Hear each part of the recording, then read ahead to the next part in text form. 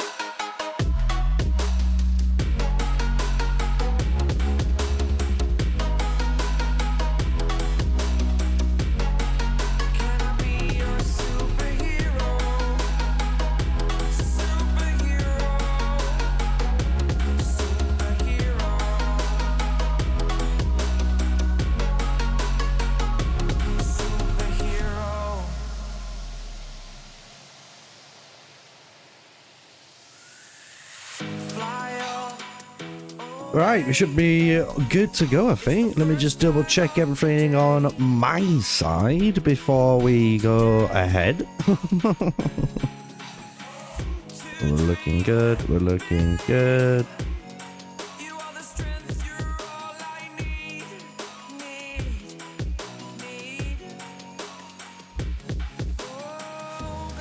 You guys are just tuning in before we dive in.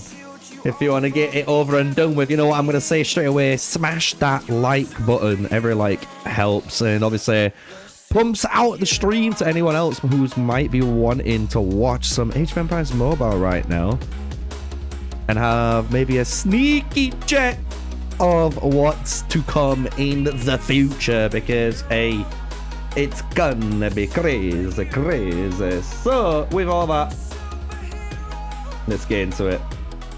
I'll turn the music down a little bit so it should be in the background. So yeah, just smash the like. I'm holding all the content.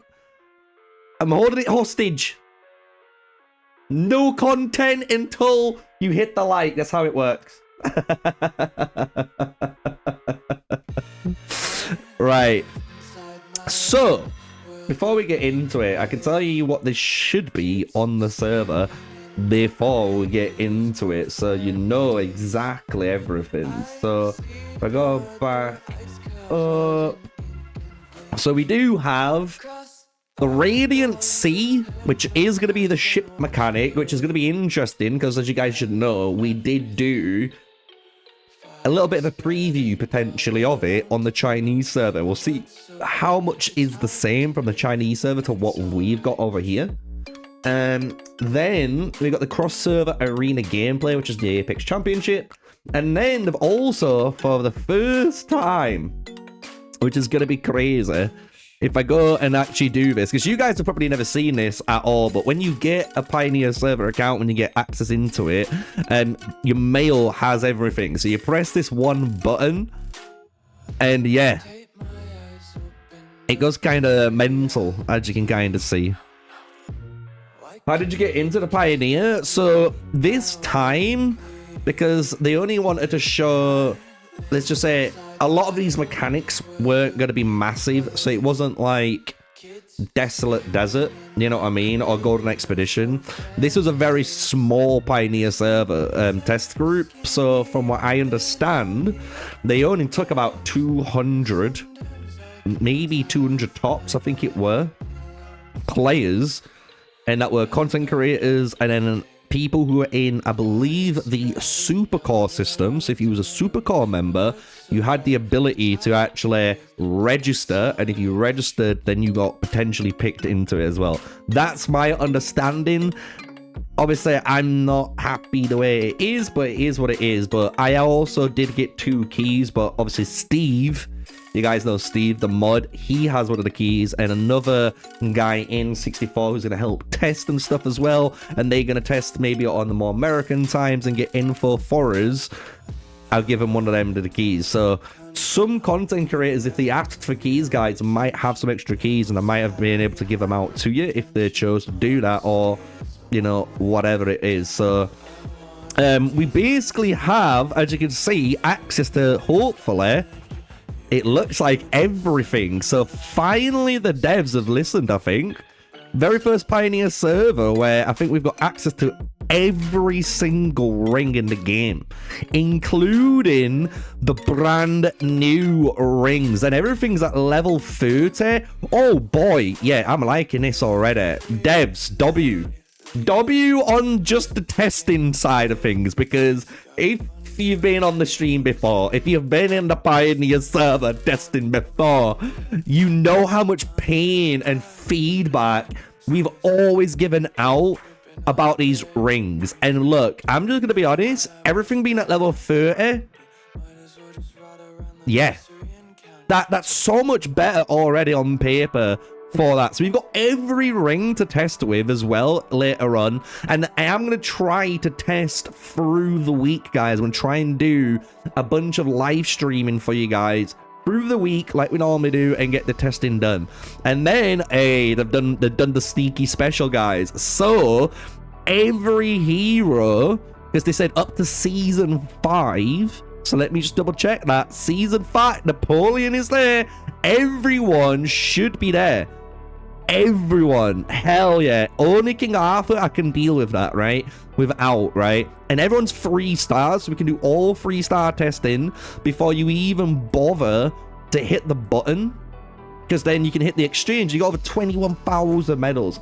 Fuck me, yes. Again, I'm just saying, before we even get into any of the you know, new stuff, as a creator and as a tester, as someone who's been asking for this for the longest of times, they've actually listened. So, do you know what? I can't hate them. No, the Pioneer's not public this time, unfortunately. But do you know what? Devs, if you're watching this live stream back, or if you're tuning in right now, or if there's a mod who's giving feedback, please give them this feedback, because they've done it right. They've actually done it right. And some people would say, could you just level 40 the skills? I get it, but do you know what? If you don't need to use certain heroes, you don't need to use certain heroes. You get what I'm saying? So we can definitely just work on certain marches specifically and do those tests as people would want on the newer stuff. So I'm not gonna hate on that, you know what I mean? So already big W for the devs there. Loving that, right? So we should have in the expeditions here, there we go. So we've got the Apex Championship. Island Tactics is still Island Tactics, which we know. So let's have a look at this Apex Championship. It starts in 12.5 hours. So the qualifiers, the top 48 qualifiers advance. So let me look at this. Oh my god, what is that?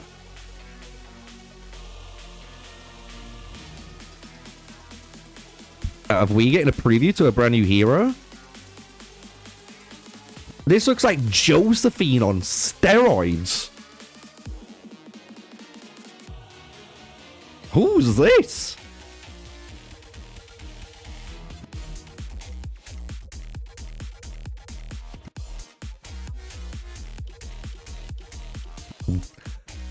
Alarm bells. Is this a future hero coming out next season? Look, everyone gets it. Look. Master Groot. And that's it. Oh my god.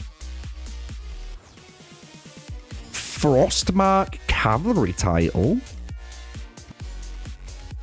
That's not it.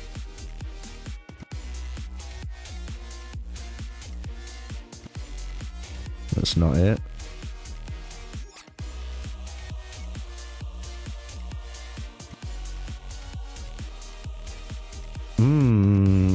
I want to see it. I want to see it. That looks pretty sick. Mythical frame as well. Oh, it's not even there. You can't even click on it until it opens, I bet you. Oh, boy. An exclusive winner portrait, yeah. No, but it's not just a winner portrait, because look, it's for 15 days. Like, look, everyone gets it. If you're in these, like, group rewards, look, you're all gonna get it. If you're a big Bickus. Hey. Interesting. Group stage. Okay, so, oh, wow. Okay, the top 48 qualifiers advance to the group stage. Weekly top 1 to 20 in Apex Arena enter the group stage. So I need to do Apex right now.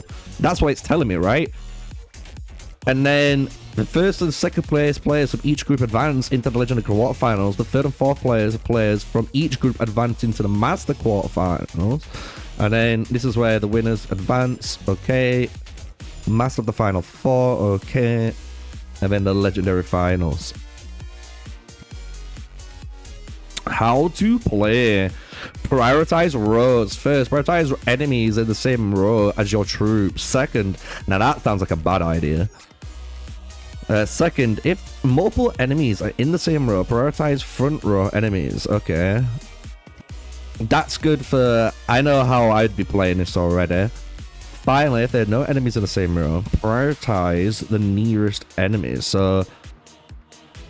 Okay. Formation. All your troops recover 0.9 rage per second. Wedge formation. Oh! So if you do different formations, you're getting different benefits. Oh! That's different. That's a bit different. So if you go for the wedge... So this is like... If you can imagine, if you want to go all offensive, maybe. If you feel really strong. This is the line, right? Just fucking full send. But if you go for the wedge... The wedge is basically saying, look, I'm running Cyrus in that front spot. And he's getting swarmed. That's my plan. And then my backup's going to be my nukers that's going to come in. You know, right? So that front row troop active skill activation chance is 5% and the damage is 8%. So basically, yeah, the Cyrus gets an extra 5% chance. But is it only on active skills, though? Is that what that's saying? Because if that means you're going to want infantry there? And I don't like that. I wonder if it means on anyone you put in there, their activation chance for their skills they've got are all going to be increased by 5%. If it is, that's really good. And plus 8% damage. That'll go crazy, dude. Look and see what the main channel Citadel's all about. Hope you're well, matey. How you doing, Rage? Well, this is hopefully, I know Godforge will do this too. This is like our pioneer server, dude. So this is our test server.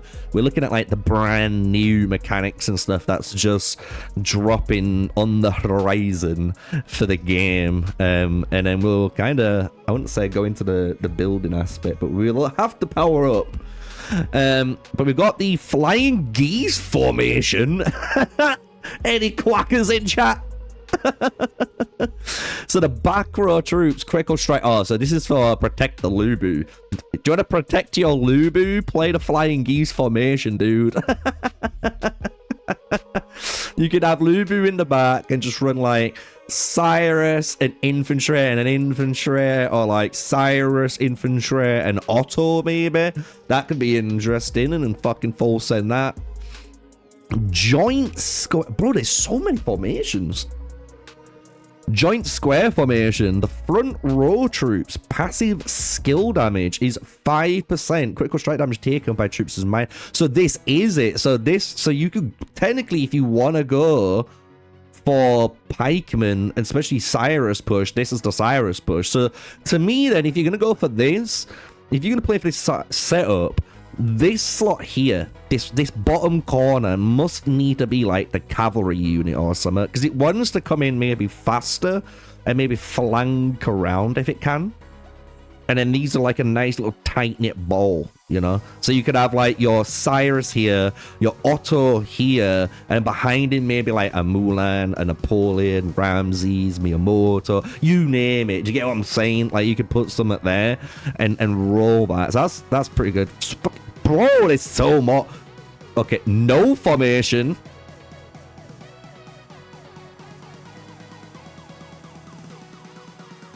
So if you don't pick any of these, you get 6% attack and defense. Okay. So the last two, You can have the stone. For the first 18 seconds of battle, front row troops gain 12% damage reduction. Ooh, that's a dirty one too, isn't it? That's a really good one for Cyrus and pikemen front lines. Ooh. Square formation. Back troops deal 2.5% more damage, triggering once every 3 seconds, and it stacks up to 8 times? Ooh, that sounds good too. Do you want to go for more? Do you think your back row is going to carry you or the front row? Oh, this is actually really interesting. This isn't just what your typical Apex Arena is and how you play these other game modes. These got like actual benefits to setting up your marches now in these kind of formation patterns. And technically, I can see where this one might be relevant because I don't see one of the more popular ones that a lot of people used to run too, which is kind of this square formation, but instead you have 2 on the far left, 2 on the far right, because this kind of like means it kind of pulls into the center a little bit, and it can pull out the marches, and your back troops, depending on what they are, if the cavalry, can run forward and kind of flank the back line in certain scenarios. So it'd be interesting to see how all this works out, I'll be honest. So that is how to play. So we've got the battle. Again, just kind of showcase how that goes off. If you want to go back, you can go back and check that out. But that's the Apex Championship. So that does mean we need to work on our Apex Arena here. Like, everyone's probably going to be working on this now. So I need to, like, power up and do all that jazz and go on there. Or do I just let them go toe to toe? I don't know. But here we go. This is probably the big one that everyone's been waiting on. The new mechanic, the new ship mechanic. How the hell is this ship gonna work? Because we've got our mounts, you know, we've got all our, you know, resource shenanigans. We've got our facilities, or our castle here, which has got all of our badunk in there too. You know what I mean? We've got a lot of stuff. So what is this gonna be about? Is it the Chinese version or not? Let's find out. Okay, so I think I've seen something very similar to this already. So, you can consume 1 trade attempt to dispatch a merchant ship. Trade budget refreshes daily. I can loot twice, I can bounty 1, and invest into 2 as well. Oh, so there's a lot of weird things we can do in here. So, my merchant ships, loot, investment. So that's the records. I don't want to look at that. Okay, so trade. So I can set sail a rare ship, and I can invite someone to invest into it. Okay, and this is showcasing then the little, I'm guessing if I get plundered, if someone attacks this ship, I'm losing these, but I'm still guaranteeing myself two gem, not gem chests, 2 blue chests, which is giving me speed ups. Okay. And then we get in a ship refresh token, which is going to let us refresh this instead. So let me roll the dice here.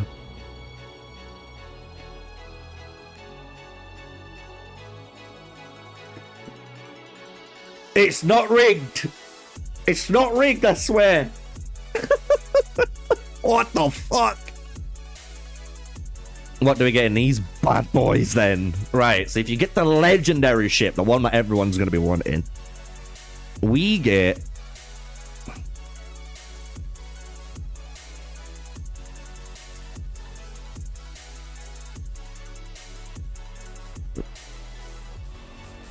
really? Right, I'm not gonna hate on it yet. There's got to be more to it. There's got to be more to it. But I do need to configure my lineup. See, look. The lineups do go into the ships. And then that's what guards the ship. Okay. So then I can loot bounty. I want to know what that means. Trade. Okay, wait. I got a 10% or something then. The look at my face. Each ship can only be looted twice. Looting causes no casualties.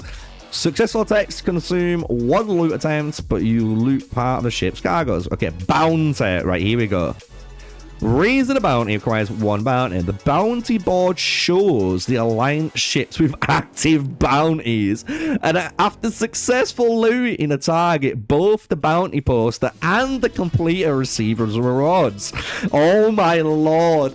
Bro, so I could be looking out for like the big dicks. So let me just pretend like, you know, I mean, I don't know, whatever server, right? Like my own server. Right, I could be in my own server, and let's just say, for argument's sake, I find like Kamani or Tormentor or even Steve, just for argument's sake, because I can't beat him, right?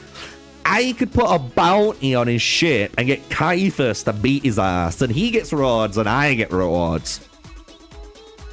Hey, I'll take it. I'll take it, dude. Completing, earning additional bounty rewards. Looting targets also increases loot attempts. Okay, investment. Okay, Rainbow Current event. Enable ship investment. Ships can be invested in within 1 hour of departure, and each player can invest in each ship only once. Consuming 1 investment per investment. Blah, blah, blah, blah. Investors receive 1 share. What does this mean? I am not wanting to learn stock exchange on this game, bro.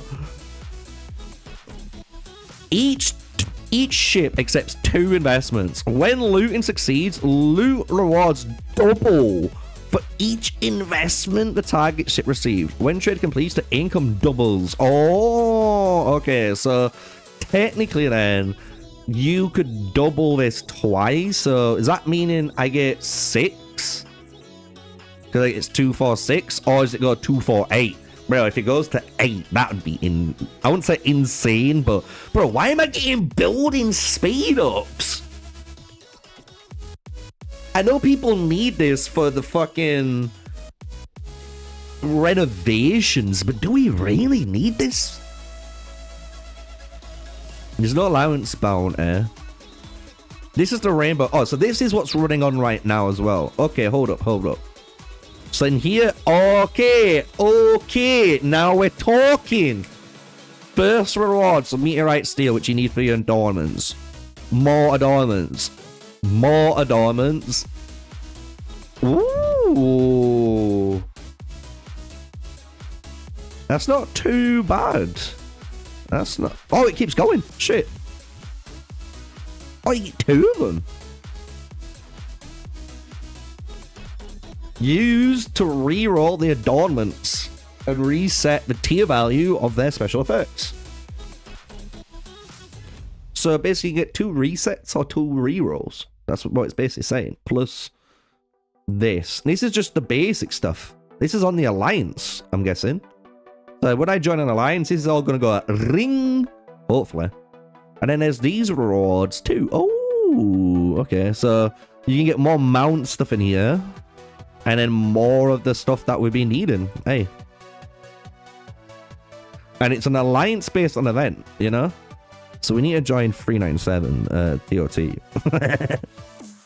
We're joining here. Anyone else who wants to test against me, you can go in these ones. Is there anything...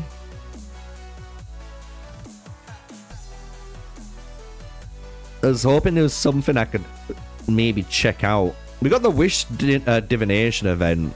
I don't think anyone's seen this on Global before, but this is something.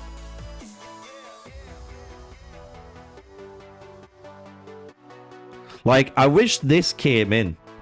I'm gonna be honest, I think many people would love this event to come in, because like, bro, I would be clicking this shit all day right now, man. I want gear for my archers, but we don't see it, you know. So you can select this, so then like you can auto it, you can click on it, you know. We'll just, you guys should have seen it before, but I do wish like this event did come in.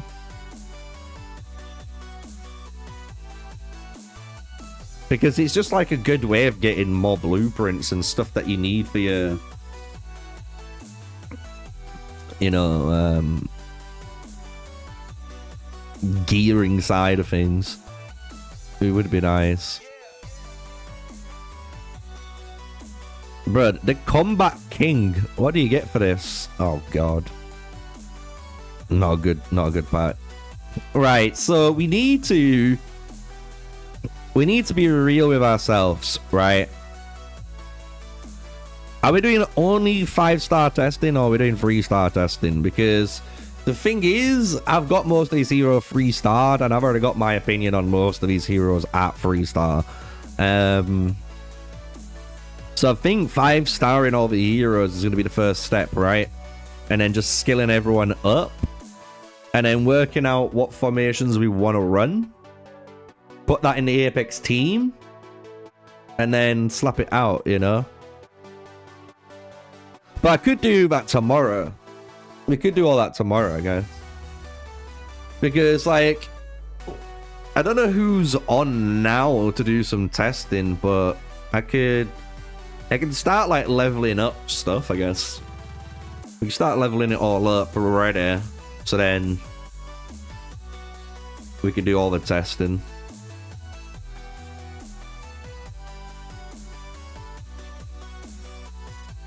Like, if Steve's free, like, I don't know if he's free, but if he is, he might be able to just jump on and we... But I don't know if he's leveled up his account yet or what. Because, like I say, I could do all that, like, through the week, maybe. I don't know. We got that first one done anyway. It's going to be a long grind. This is the only thing I do, like I say, I wish the devs kind of, you know,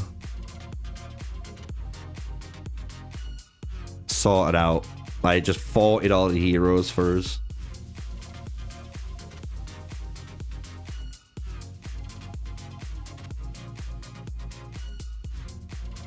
But I don't know, maybe they just...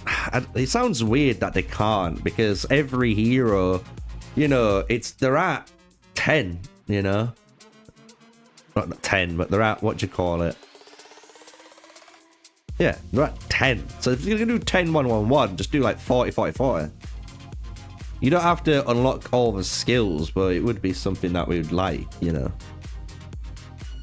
I can see as well my studio, my YouTube's doing, it's bugging. It's saying I've got 4 viewers, but I've got 42 viewers. the AI is not working, guys.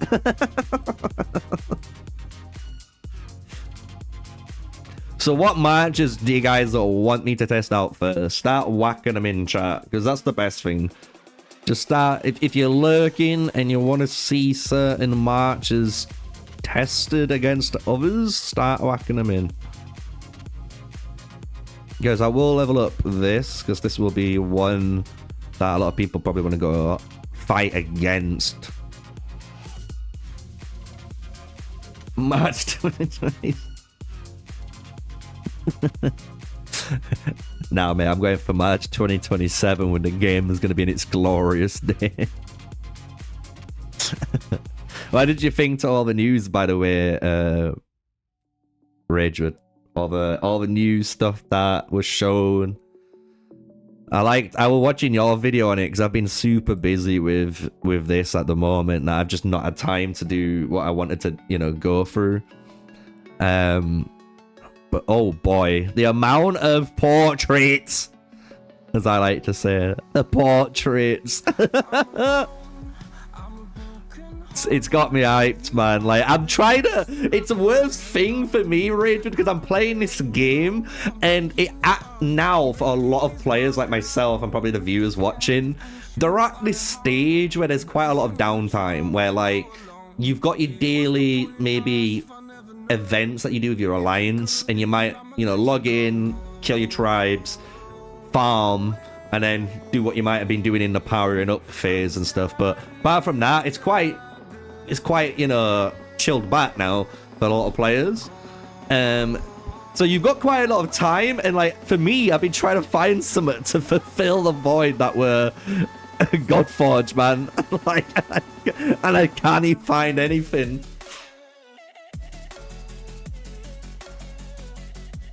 Yeah, making Doom videos will always get a little bit of attraction. And we're gonna watch it. I probably will later, because I hadn't fully gone through it all yet. Because I were watching you go through all the latest updates, like I said. It was good. It's good. That's what I do here. Like, if you look at my channel for Age of Empires Mobile, I do like guides, but you'll see like I cover the news, I cover the brand new stuff on their way, I do testing, and like now I've been expanding into some fun content, you know, like interviews, the road to mythic breeding on the horses series and stuff like that. Like just making some fun videos.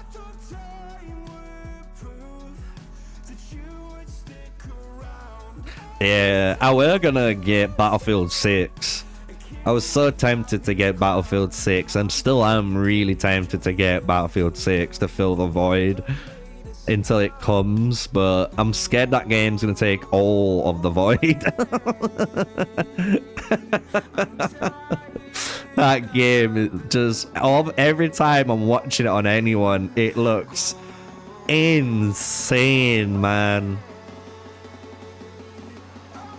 Is there any games, chat, that you guys are playing right now that you're actually really enjoying? Like, really, really enjoying?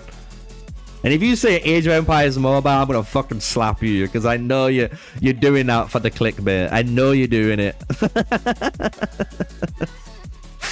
The guys in chat say it with a smiley face.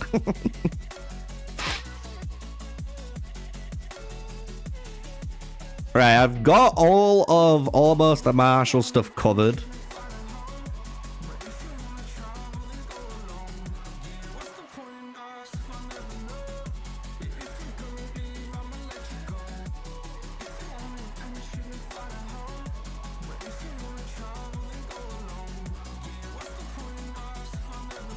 Alright, so 44, I'm not going to do her for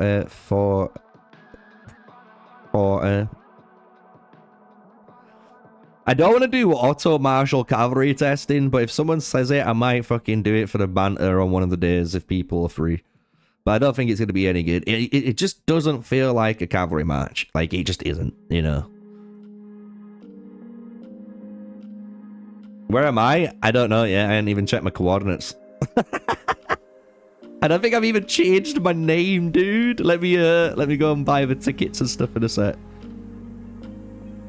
Do we get Tarek, or do we get Steve to do Tarek if he's gonna do the LC to compare? Because we could have, like, imagine Steve went LC, Tarek, and I don't know, Saladin instead, or someone else. I'm trying to think of a combo. And then we went the meta one, or the new one. See the difference in how strong each one is. So I need to go to the store.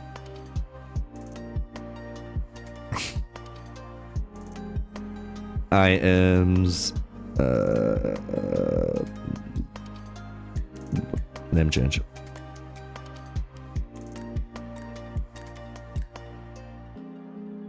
A&M Pioneer. It's me. Yep. With the French. Should we switch to the British? Because, you know. Fuck you guys. We have to represent. Some people say, why didn't you go Arabs so the cavalry health? Fuck you and your cabs. I'm an archer player. All you guys do is cunt for me. And we're going to record last night's Wonder. And I'm sad I didn't, because it turned out really fun. That the fact that I just turned up in that game and somehow I had global taunt. I don't know. I just walked anyway, and then there were 20 marchers there. It were fucking mental. Right, so I am... Anyway, let me show you where I'm, Steve. And that's anyone else as well. If you want to come over and help test, you can come by. Just let us know. And this is what I want to say as well. If you're in the Pioneer server and you want to help test, let me know now in chat. I need to know it's you before you teleport in, because some people, and you might not think it, but some people are dicks. Steve's already there. See what I'm saying? Like, Steve's chilling. But, like, a lot of people come in and then ruin a lot of the testing because they just want, I don't know, the 5 seconds of fame, I guess. But just let us know beforehand, and if you want to help, you can help. You know, we're happy to get more than one test rolling at once, you know? So with that, let me carry on leveling up the marches, because we need to level up the marches, right? And then we can start doing some fighting. So we've got the tactical pikemen. We need to do the martial archers too, obviously.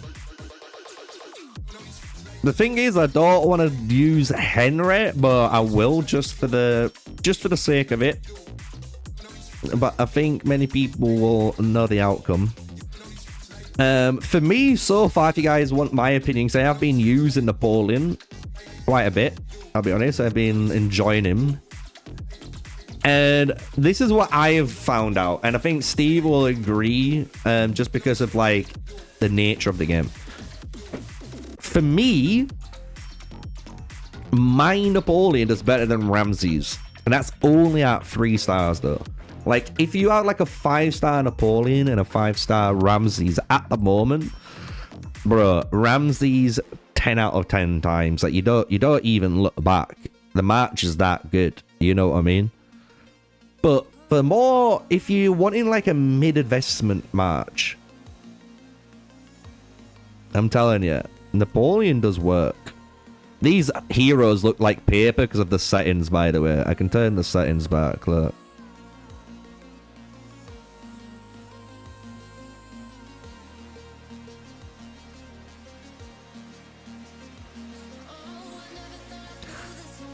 I'm using the LD player today, and I've not really used it before. So I'm a bit scared. Like now, look, it's kind of frozen. I'll see if it fixes itself. There we go. There we go. Everything looks nice and non-potato-y now. Let's give Henry's actual love. Now look how much better he looks now. There's no potato skin. He doesn't look like your 4-year-old daughter just splooged paint all over him.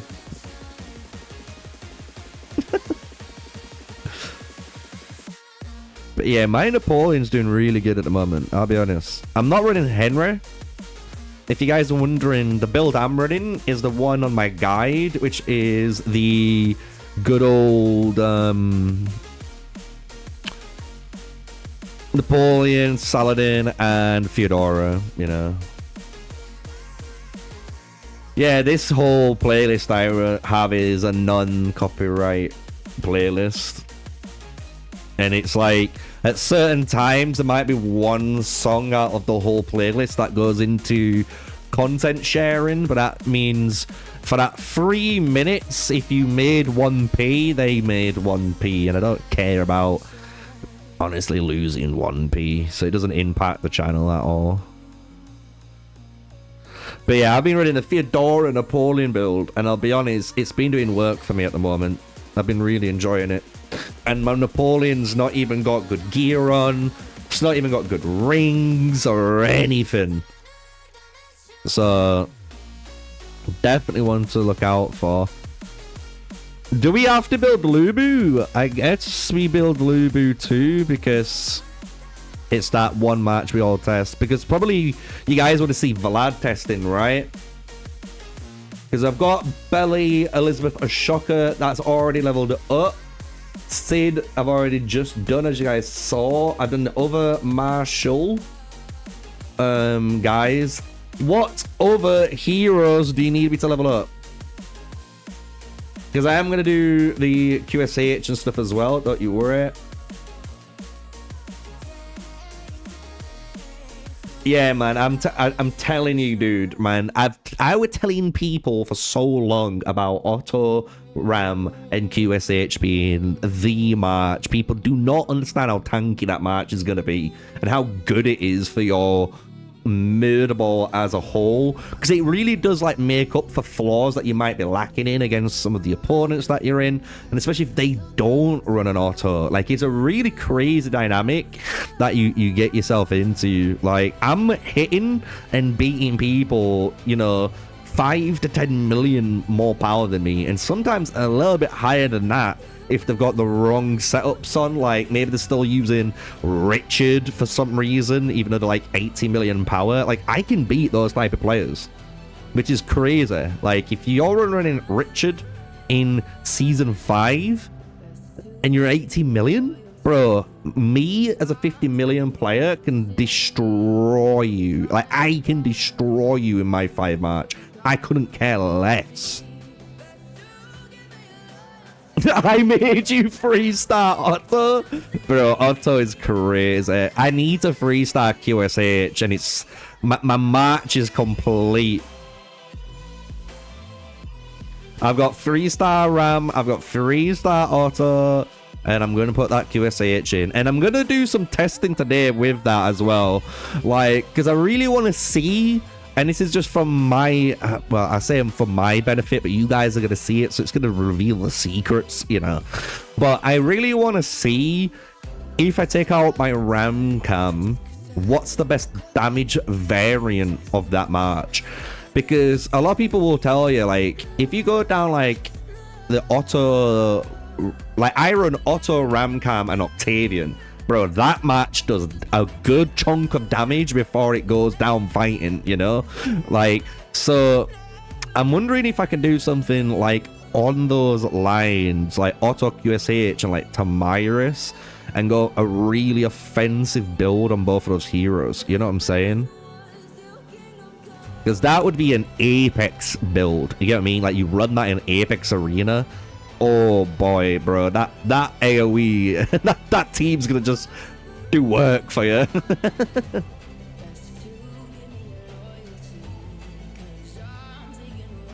So we got Vlad done, so we can do any Vlad testing for the cavalry players that are probably always wondering.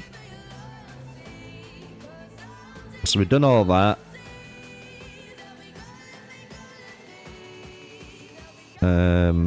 Now we need to do... I don't know why I keep backing out, but hey, it is what it is. Right, so now we need to do Ram and the others. If there's any other marches that you've not seen me click on so far, let me know. I can obviously level up Cyrus as well, so we've got that to test against. So, like, if you want Steve to try other marches, you can see what Steve's testing. He can go against, like, the meta march. Do you get what I mean? Like, you can do all of that. I need to get Theodora and Zhuge Liang. I need to do those 2 heroes. I'm not too bothered about Ramsay's, I'll be honest. I know how good Ramsay's is. We've done enough testing. I think everyone can conclude Ramsay's 5-star is, like, fucking top 3 march in the game. Like, it is bonkers when you get that march online properly. Like, it does work. The right rings, the full setup, it cooks, man. It's making me get it, don't get me wrong. Like, I am thinking, because as you guys know from my account upgrade, my account update series, right, our Renovation 2 unlock, just to let you guys know, I've done Renovation 3 now. So Renovation 3 completed. So what I am going to do is I'm going to buy it the bullet for everyone, because I am an archer man at the end of the day. I'm going to save 1.2k. I'm going to get the British Longbowmen for my Napoleon and to actually just have them, because I actually like the unit. And then I'm going to push everything else then, like facility wise. I'll be going down the Hall of Power, the Hall of whatever for the might, you name it. So when it comes to the rings, so just to give everyone info who's tuning in, we actually have access to every single ring in the game at level 30. So before we say anything, round of applause to the devs for doing that. So if you just want to see that, we have every ring in the game level 30, and that's minimal. All I'm just saying, they could have made this a little bit, the little cherry on top of it would have made all the hero skills level 40. But look, I'm not going to complain. Everything's in the right direction. Everything is in the right direction, so I'm not going to complain. It's honestly for, I think Steve will say as well, out of all the test servers so far, this already 1,000,000 times better for the players and content creators that like to make testing content like myself. You guys love to see it. I like to live stream it, and I like to try and do those overall videos afterwards too. Sometimes we do some extra testing offline, you know what I mean, because we do try to get a lot done when we can. So we've got all of that done. I'm not going to do Bushra at all. I know some of you guys might ask for it, but I'm not going to. But we've got all of the different martial pikemen sorted. Lubu sorted. So we need...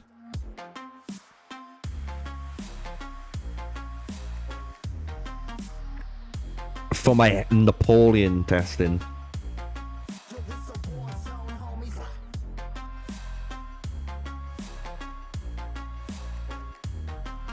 Yeah, they can make it adjustable, but the thing is, I think, and this is, I'm not gonna lie, I'm pretty certain there's a dev listening, because that is one suggestion I legit made.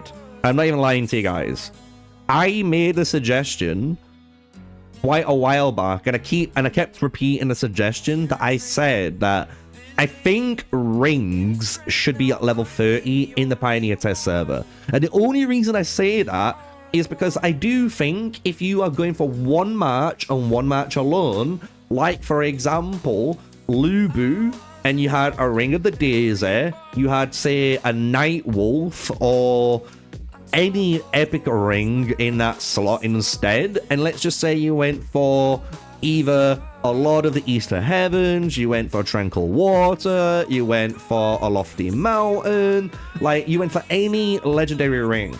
I think if you only went for those like that, right, you picked one, bam, bam, bam, and you just start investing into those rings, I know already you'd have had a level 30 blue ring and a level 30 epic ring, because I already have them, right?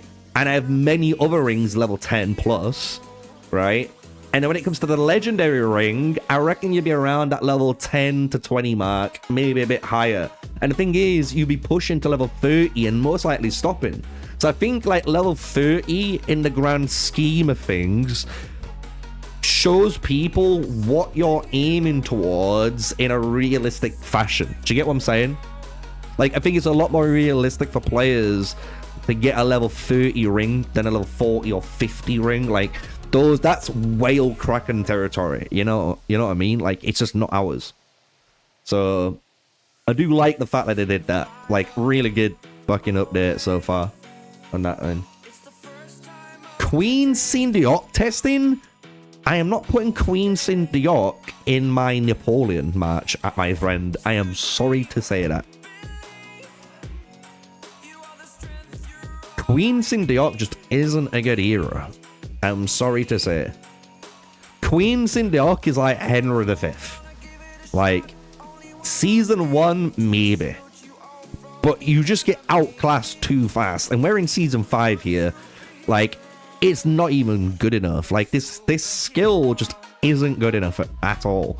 And then what's worse is she has Immortal Armyy, but like, again, these are just not good enough, because these are the same skills that's on Theodora, and Theodora's signature skill is infinitely better than Queen Syndiok. So she's just like outclassed, even at like this role, you know, unfortunately. Like Like, we even tested it out. Like, running Suleiman with a YSS and Theodora does way better, like, damage, way consistent damage, and you can actually survive out there to do that damage compared to having a fucking Queen Sendiok in that lineup. Like, she just doesn't do anything.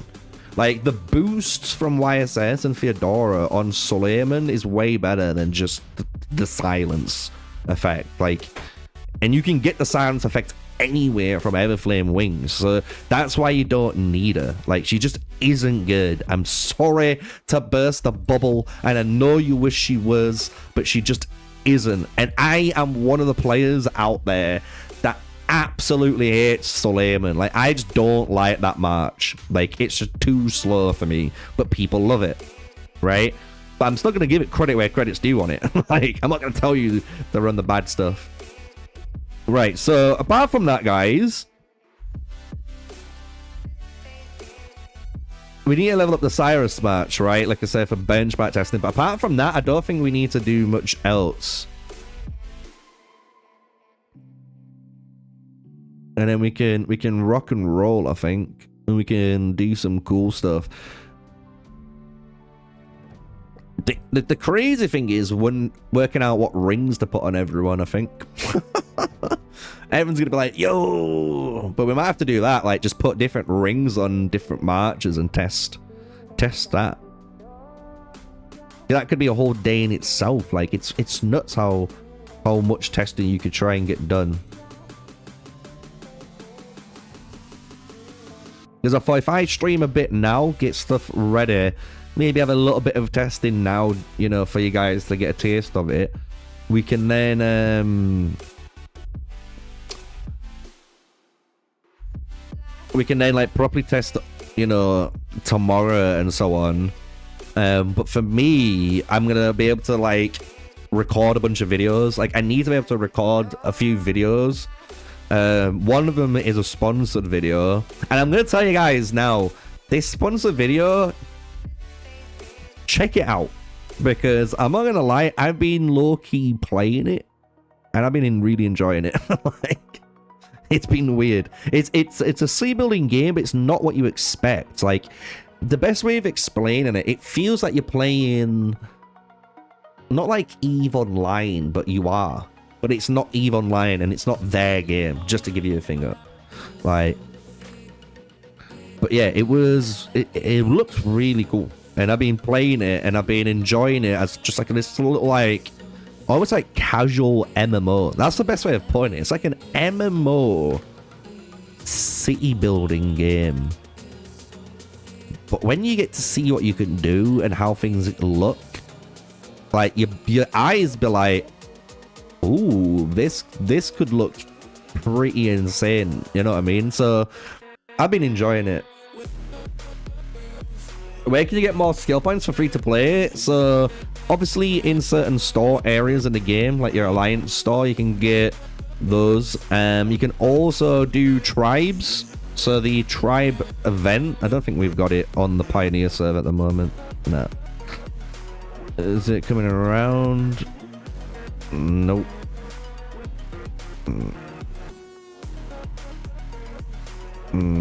So here as well. So if you complete any of these, like Fallen Frontier, there's the Rally Against Tribes event. There's a bunch of these events that specifically give you a lot more skill points for doing them, and you keep doing them. So you need to just do those events as well as killing your daily tribes. And then on top of that, going into your stores. So if you went into store, you need to go in here and get everything. So you can see, like, you should be maxing this out. Go into Wonder. Don't need to worry about it in here. But down here, there is, so in Island Tactics. I wouldn't buy it in Arena, just to tell you that now. Buy medals in Arena. I am going to make an updated guide, but buy medals in Arena. And then once you bought medals, then you buy your dust for your rings from this. But then military exercise. There's your skill scrolls, but that's pretty much it. Like, you do those store ones, and then you do the events. That is it. How did our DD go? He was alright. I'm gonna be honest, I am gonna be making a video about it. It's nothing to do with like our DD in particular, but it's to do with, I think, the way this how can I put it?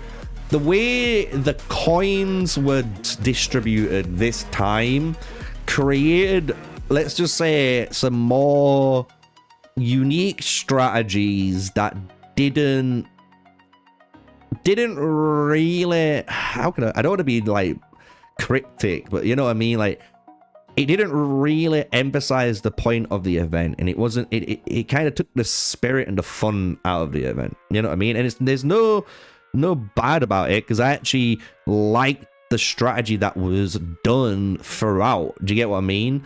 But for me, it was kind of, how can I put it?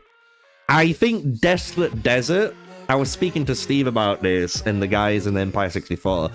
I honestly think Desolate Desert needs to switch 2 days. Literally just 2 days. It needs to switch in the timeline order, and it will probably drastically improve the way that event works out in the grand scheme of things, I think. But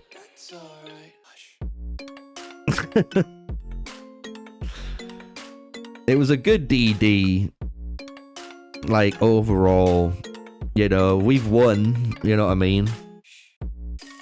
It was just, as you guys would have noticed, I didn't stream because there's nothing much to stream, unfortunately. Like, our opponents made some really big critical errors, and then the way the place of gold works in this Desolate Desert now, because of the changes, it really fucks people over if you don't understand it properly.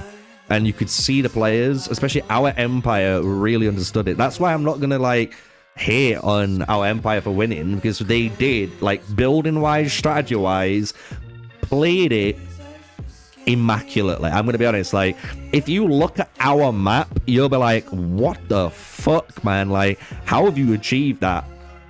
Don't worry about it.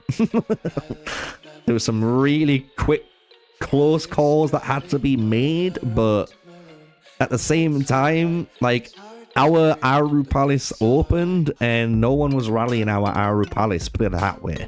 You know, like, it was just... But I am going to be talking about it tomorrow. Like, once this stream ends, I'm going to be recording a video about that. I'm going to be recording some videos on Pioneer server, trying to get all that out. I'm going to record a bunch of other stuff, because I honestly think, like, Desolate Desert's super fun, but I just think there needs to be 2 days need to switch. Literally needs to switch. And it can change a lot of the outcome. Let's just say that. That's the only way I can put it. No, I lied. There's 2 changes that need to happen, actually. There's literally 2 changes that need to happen, and that's it. One of them is to do with the days changing. Like I said, there's 2 days that need to change. And to me, for Desolate Desert to be good, you need the passes. This is going to sound very controversial, but I think when anyone votes... When anyone votes for, you know, the time for the Aru Palace, say that Aru Palace is going to open at 11 UTC. The way I think it should be is at 11 UTC, the gates around the Aru Palace all open up, and then you can go and take it then. Because that's like, go, build, fight, delay the flags to build if you can with, you know, whatever trickling kills you can get as they try to garrison the flag, whatever, right? And then you just fight.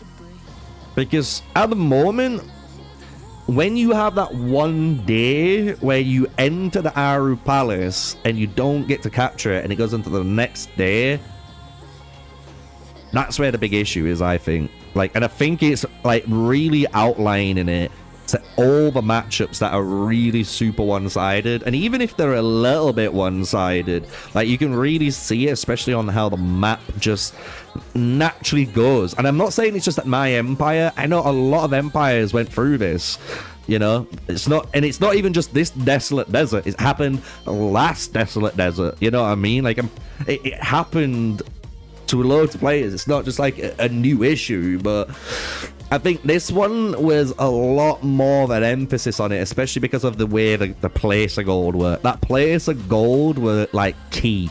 If you understood how place of gold worked, it were key. Like, put it that way. Everyone knows that. That's not even a fucking a thing anymore. Like, if you don't know that, that's just because you're not a builder in that council position. I'm just gonna be honest. Oh, we can do some Miyamoto testing, boys and girls, with the new rings and shit. I think there should be around the IC a non-conquerable flag, 1 square for each realm. At least everyone have a 100% spot of your realm and not be cut off from the final one. That could be a good idea. How are the rewards? I feel like they could improve the kingdom ranking. Yeah, I do even think the rewards, like, everyone agrees, like, Desolate Desert rewards need fixing, because, don't get me wrong, you do get a decent chunk of rewards, but nowhere near as much as you expect for 7 days of fighting. Like, constant fighting for 7 days. Non-stop. No fucking about. Like, you're either fighting because you're pushing your enemy, or you're fighting because you're being pushed and you're defending your ass from getting fucking blown into your own passes again, so you can try and enter. Like, it's fucking non-stop, man, once that day 2 goes, unless you've, like, worked out some Diplo, you know what I mean? Like, it's fucking ruthless. And then you've got the next days when people can invade each other's neutral zones, and then you got the Arupa. It's like, there's so much fighting from every level of player, and the rewards don't seem it. Like, you know what I mean? Like, for some reason, doing almost a fight in Mightiest Empire is worth the same as a fight in Desolate Desert, and in my brain, that doesn't work out. Like, the time invested doesn't compute. Like, nowhere near computes.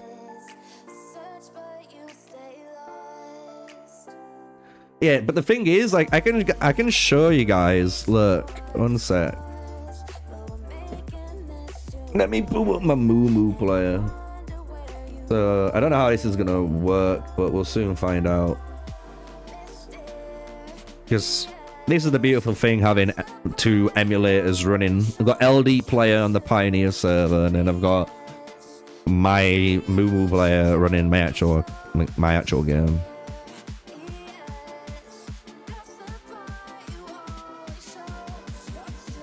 We've got Lagerfur. I guess I'll do the Mehmed and Tribuana. And that's what I'm missing, right?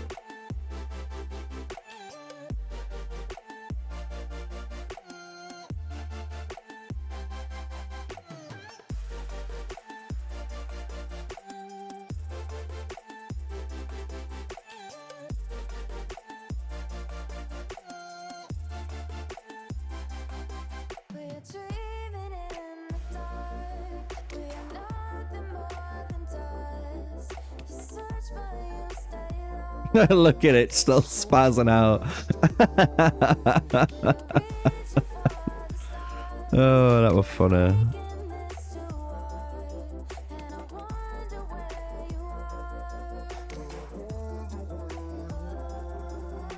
Yeah, so look.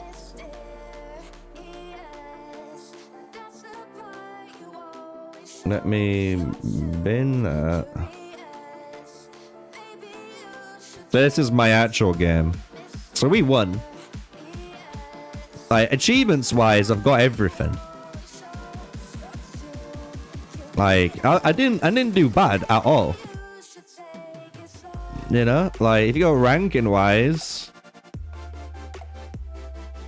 like, I'm not bad. You know? I've done alright.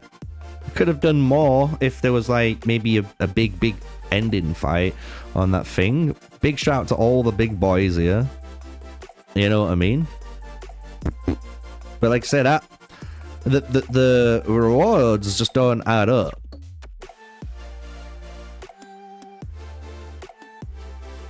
Five whistles.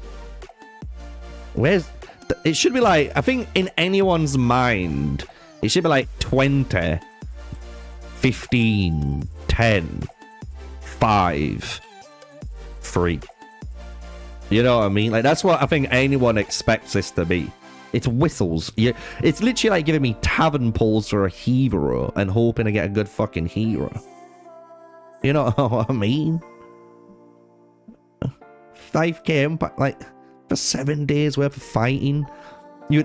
That's less than 1,000 empire coins a day you've just paid me.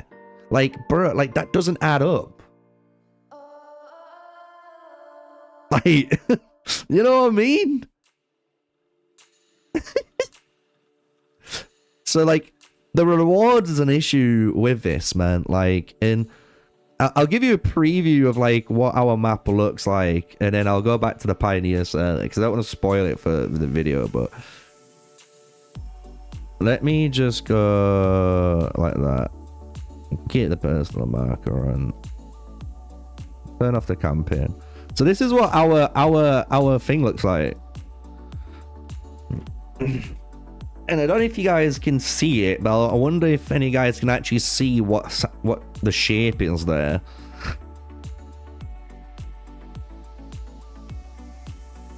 Like, I just don't think... I don't know. Maybe it's just me. Like, I just don't think they should be allowed. It's simple as. And I do think the gate opening here is gonna fix a lot of it. Like, if you just said when the Armyy Palace opens at 11 UTC or 19 UTC or 1 UTC, whenever the bastard's opening up, that's the pass. Because the pass opens up and then you got built to get to it, then capture it and then hold it. And that's on everyone's plate.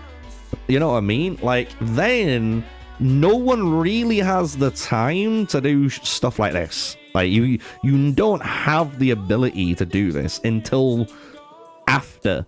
And that's where, like, without going too much into it, my video is gonna go and explain, like, you know, why I think there's 2 days that need to really change in this desolate desert. Obviously the rewards need to change, and I just think, like, the gate timings and stuff need to change, just so, like, I think that the whole spirit, and people might get upset at me for, like, vouching for it, but the whole spirit of that Armyy Palace is like any KVK anyone's ever played, where at the end of the day, the final zone's there, so everyone goes in, and you have that maybe equal chance of potentially touching it and building and capturing it. You know what I mean? Like, and then if you're able to defend it and then build the flags around during that whole time, go for it, you know? But, like, having a whole day of not being able to take it and prepare inside is, I think, is the biggest issue. Like, that shit is, like, wild. That's me.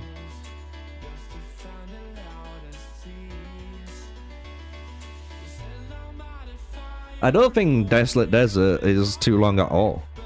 Like, it's gonna be weird, but I know a lot of you guys might find it very long that it's a 7-day event, right? But many of the guys like myself that are playing this have come from games like State of Survival, Rise of Kingdoms, Call of Dragons, Infinity Kingdoms, like with March of Empires. Some people say, like, I think like Clash of Kings and stuff as well. Like, those games, when they enter KVK, which is their Desolate Desert, it can last anything between 14 days, going up to 28, 30 to 40 days.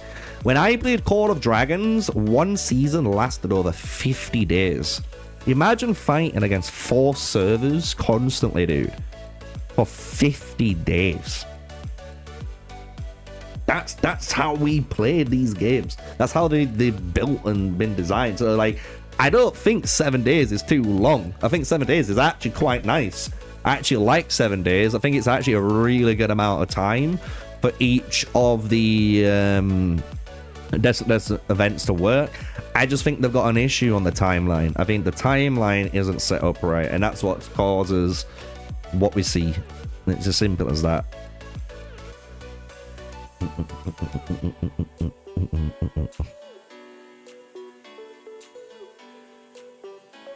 Yeah, you just I don't know if you've just tuned in, VoidTube, but I literally said that earlier. So I don't know if you've only just tuned in, but if you've been listening, you should have heard me say those exact same things. Like, the amount of time for 7 days, it doesn't add up to the things. That's why I was showing off the rewards too, right? Right, so I believe, guys, we have all of the heroes at least leveled up in terms of skills to use. So let's just build some formations now, and we can get their skills and stuff all done. So you guys want to see this?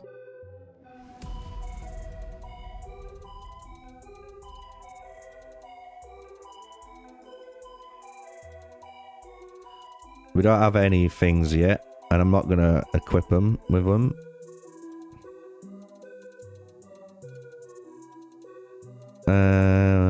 I will have to do those tests, I guess, first, because I want to do these after.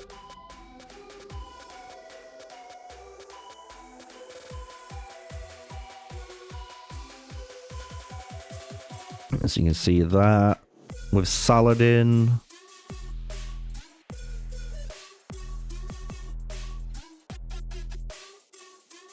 There's the pikeman.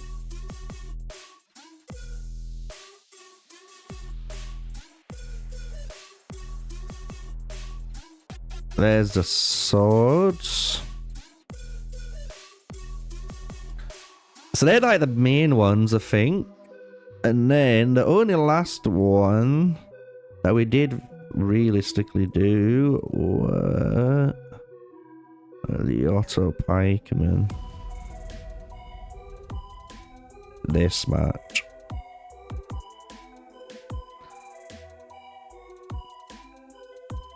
So those are our main ones. A lot of martial marches, but fuck it. Yeah, I did that supercore survey, Steve. Even at the end, I wish I took a screenshot of it, but I didn't. But at the end, they give you that, you know, comment box, and I gave them a long writing. Let's just say that. Like, I wrote a good about 5-6 paragraphs, man.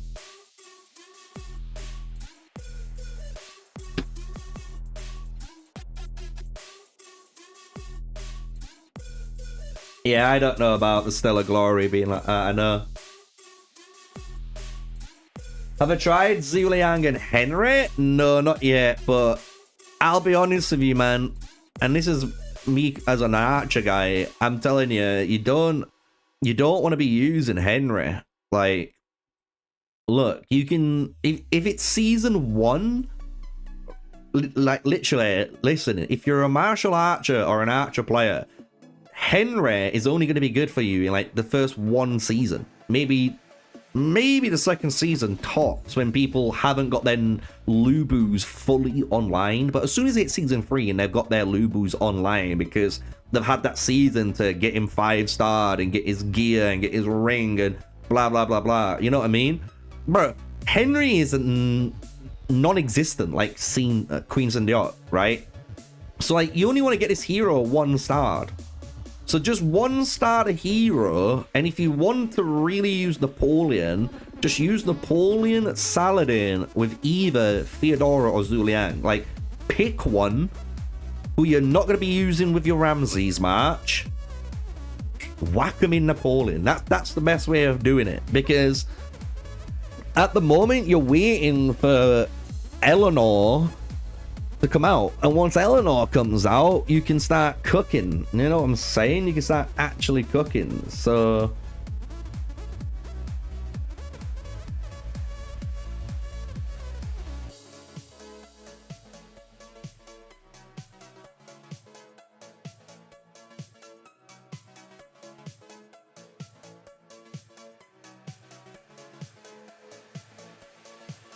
I think they need to improve the strategy aspect of the game. One thing where you can win against stronger enemies for strategy or something. Yeah. Rally autos features, everyone seems to be a feature no one uses. I know. The thing is, like, this auto feature just, I don't know. Many people complain because it's not easy to find. It's not, like, intuitive to use. And, like, most of the time when they go offline, a lot of the time if they've been fighting, it's because they've got no fucking troops anyway. So no one uses it.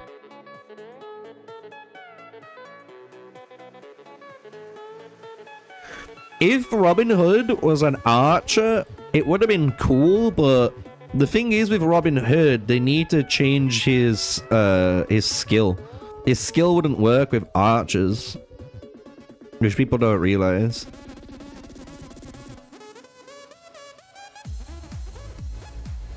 This is only for secondary strike skills.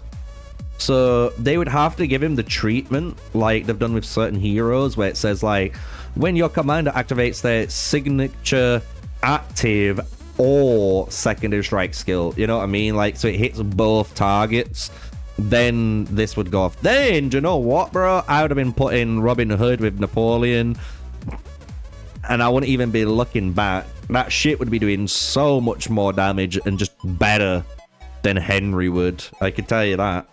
Like, but it doesn't work, unfortunately. We need to do all the talents and shit now, so I'm just gonna quick allocate. Otherwise, we'll be here all day clicking everything perfectly. And I think, to be honest, Steve will be doing the exact same, and probably the majority of every single person, because I'm not going to be a filthy degenerate and try and get the best mid-max in this. It's Pioneer, boys.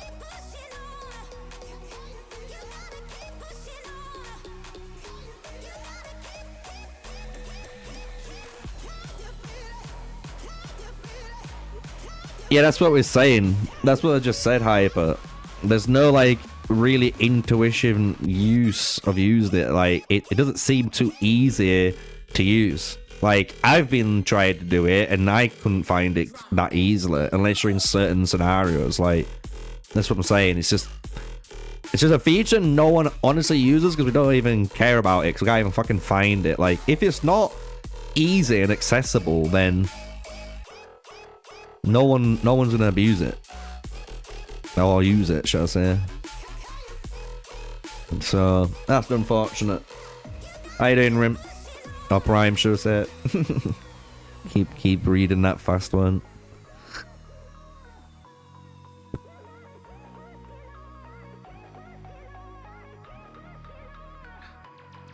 I wonder if we could do some 3-star testing, Steve, with just some rings for now. You know what I mean? We could do some LCID testing for these guys, and then maybe, like, run some just signet rings tests. Like, I'll run one set of rings, and then you can set, like, the new set of rings and let them fly. Same skill, same everything else.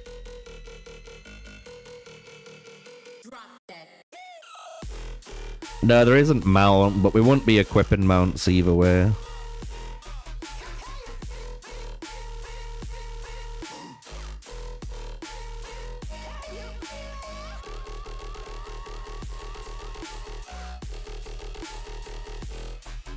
Yeah, I'm not doing gear. Like, if we want mounts, we have to literally go over here and do it. But fuck's it. Yeah, we have to go over here and do it. But if I don't do it, it doesn't unlock, right? You guys know that? It did pop up at the beginning of the stream, right at the beginning, if I remember right. But I can do this for the first time. I need to join an alliance. No, first. The one test.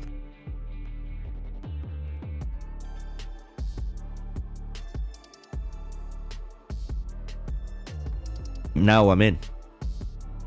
So now I can invite investment. set sail, and I can put one of the marchers in.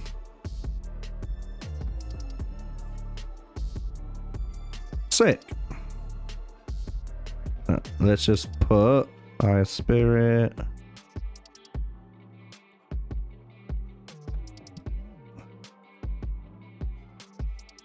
Obvious charge.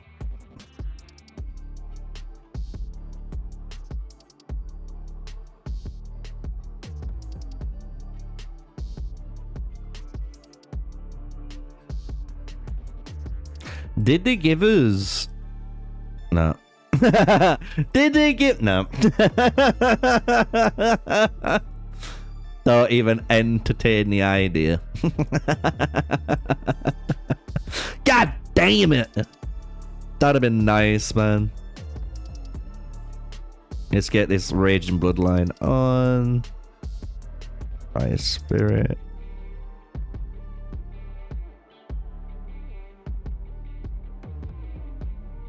I'm not going to put anything else on it. I just want to set it sail with something usable. So there we go.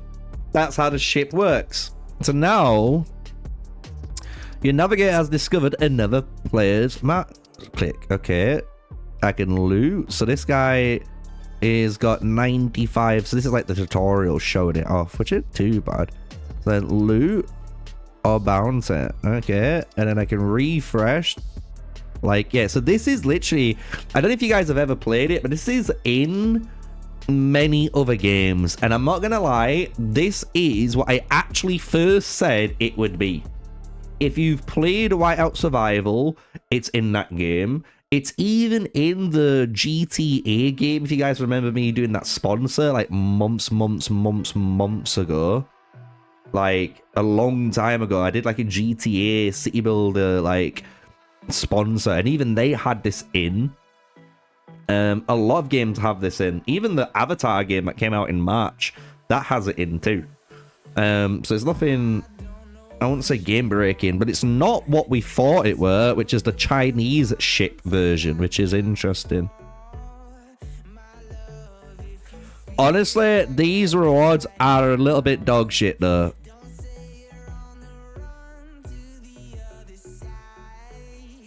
Yeah, no, this, I can show you what this is. Look, let me,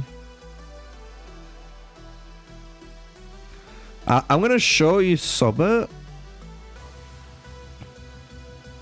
And like I said, this is another game. I've not gotten super deep into it, but I have been playing it, and it's been really enjoyable on the aspect of it's a little bit different, but it has this mechanic in. Like, you can see it loading here. It's a vertical game instead of being landscape. I know some people will be like, really? But when I kind of show you a little preview of this, you'll be like, holy shit, this looks kind of sick. Let me minimize that, because it's this is going to be like my video for it, like my setup. But in this game, you can go here, and this is that same mechanic. So here, I can plunder these guys, and they've got way better rewards on this. Look, like summoning tokens. That's summoning tokens in this game. There's like your materials. These are needed for gear. Like, so imagine, you know, you had all of that. And then what you can also do is excavate. So you can do all of that. And then you can even... There we go. Literally, same thing. Right, I can send different ships. Right? Look, I can send them to these locations. I can use my ships in order to do it, which is the same as this mechanic that we're watching now. So just to put it in perspective for you guys again, we come back to this. Let me go here and here. So just to show it again, look. So I'm going to click on one, which is like the ship we've just gone on. If this was what I want it to be, I can set it to sail. and I put a formation in instead of setting up the ship. So you can see it's nothing new. Like it's in many games. If you played it, if you've played another one of these style of games, you should have had this game mode in some form of way. Let me just say that. You know what I mean? Because it's been out. So, hey, it's not going to be as egregious as many people might have thought. It's a lot more simpler too, which is quite simple. The only issue, and I hope the devs watching this, I hope the rewards are better. That's all. Because getting building speed ups and it's a percentage chance to get them is a bit shit. I don't think anyone cares. Because you get these as well.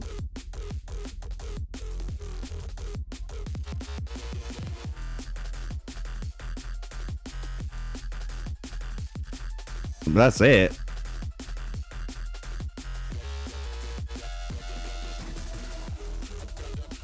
We're trying out the loot mechanic or the bounty mechanic. Oh my god. I'm on a ship. I'm playing Sea of Thieves. Okay, now we're talking. Now we're talking. I know it doesn't sound like much, but you gotta think this is gonna add up. And raw iron, which you need to upgrade the adornments. It's still a little, but you gotta remember this is gonna be a daily thing for you, right? So maybe they might give you more attempts, but you gotta think these are alliance bounties. Look, you get 2 bounty attempts each day on that bounty board, which is like you loot in one. So every time you loot, you don't want to loot here, because if you loot, let me see what this is like. I'm gonna loot this, because if the bounty one always gives you that chest compared to this one, right, then it makes sense as a player to only complete bounties set by players, because that means you're going to get the best rewards. There's never a time you never not want to not do a bounty. So let's see if this is just the same. Yeah, because you got to think, I have a legendary ship, right? We've just hit a bounty on one of them, right? Look. Oh, but he's got different ones. Ooh, maybe. Hold up. Maybe we get different things. Oh, mate, hold up. Oh shit, chat. Hold up. This could change everything. Hold up. No, but it's still saying building speed ups.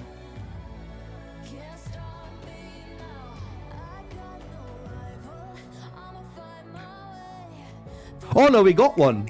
Okay, so the legendary ones can have completely different things in. So, hold up. We can get refined iron or empire coins. You can get mount whistle or empire coins. Or what I've got, which is like max speed ups. So far, that's 3 different legendary ships there.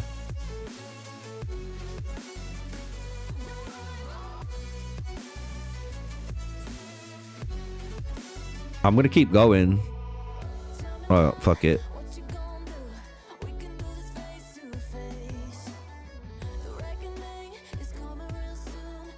No free ships!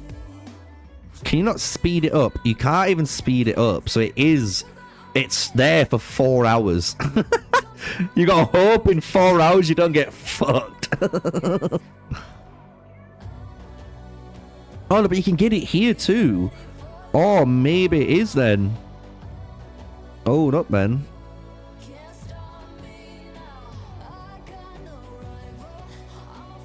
You're always getting those free, it looks like. Refresh.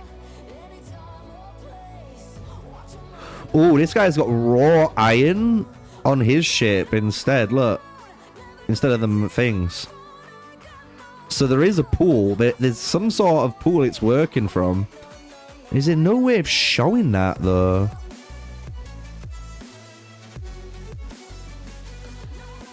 I wish there was a way of seeing the pool. Yeah, there's... The only thing it's scaling is that, I think. There's one there. Hold up. No. 4. No. Eh? I get 1 and 20. Or 1 and 30, right? So you get 10 extra Empire coins. That's it. That's the only thing it's scaling. No? Oh no, the percentage is scaling too. This is 70% and 30, and then at legendary it goes up to 60% and 40. So you get the best chance of getting the mount whistles at legendary. What's the new ones for? It's for this radiant. Well.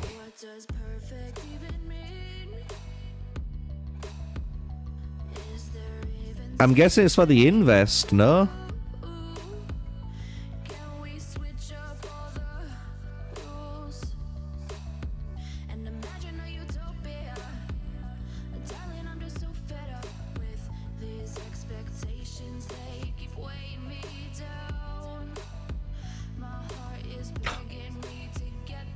It's for this one. That's what it's for. It's for this. Yeah. It's for the alliance one. So it's tracking how much you've got on here. Look. Because now you get all of this now, don't you?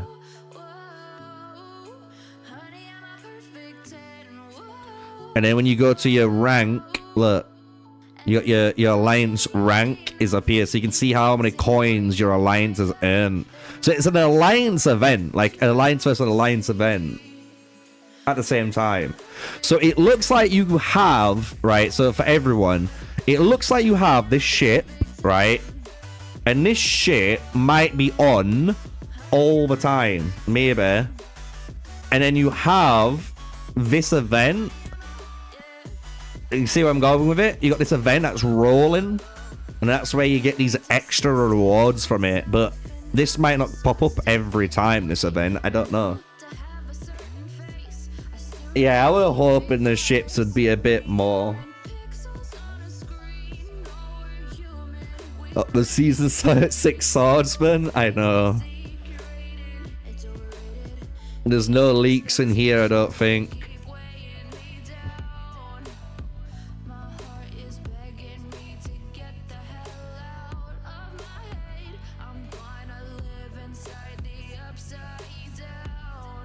No leaks in this one, chat.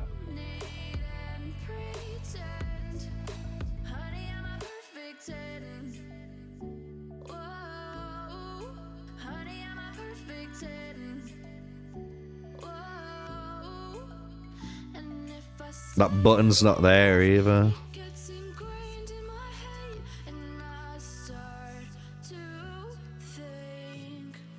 Yeah, no extra leaks.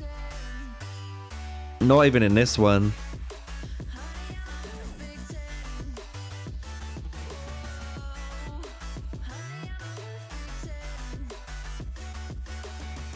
Right, let's equip that. What we rolling, chat? That's the real question.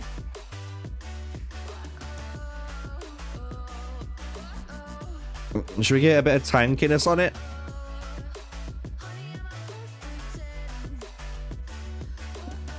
Should we get some tankiness on it? I really want to try the new ring for him.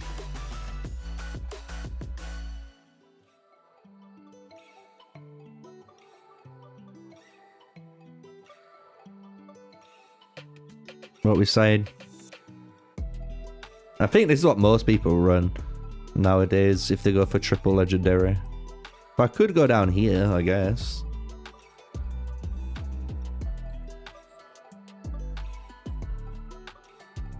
Put a Night Wolf on it. You want me to try that out? I'll try that out. So you want tanky ring on thing. So let's put tranquil water on him then. And then celestial.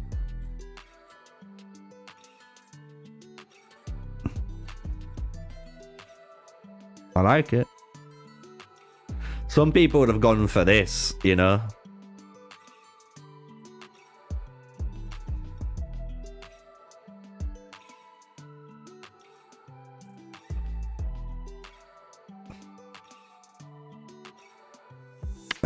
So we want double attack.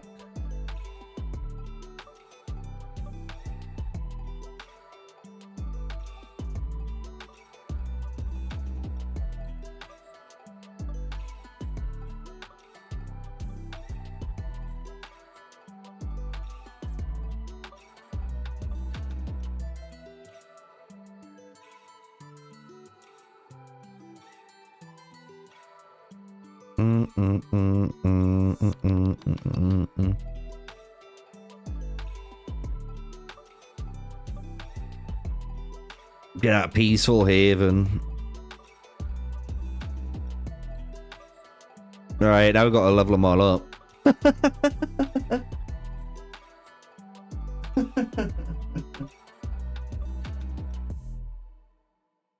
Right. Max these out now.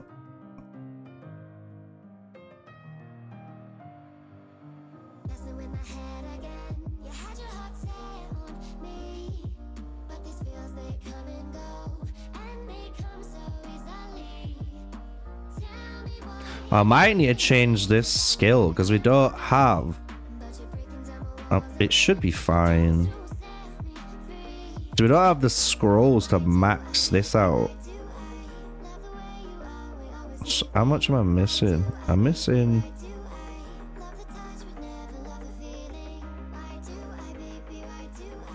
It's a big chunk, man. I'm gonna have to run it. That's the way you build him. I'm gonna try this, and then I'm gonna try the protracted battle.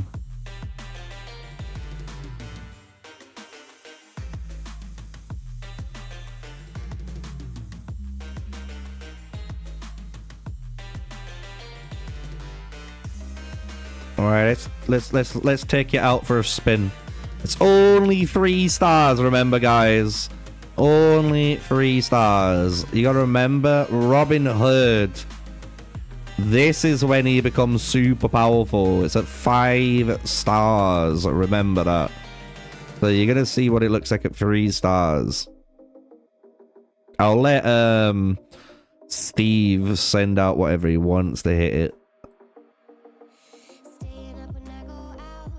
Oh god, the lag. He's got one too. I wonder what his is running. Steve, how many troops you got? 50k, am I guessing?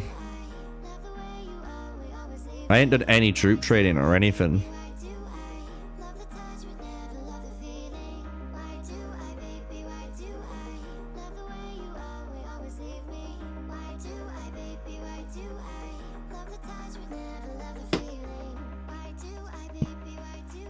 It's probably quicker for me to scout in it.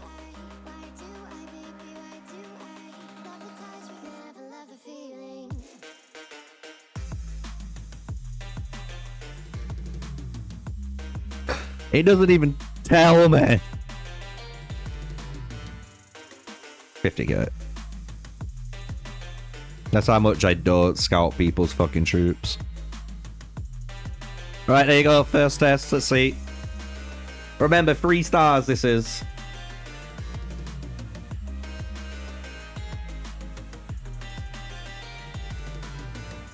I've not even got... Look, he's got war elephants on, and I don't even have any mercenaries on. And I'm still beating him. Potentially.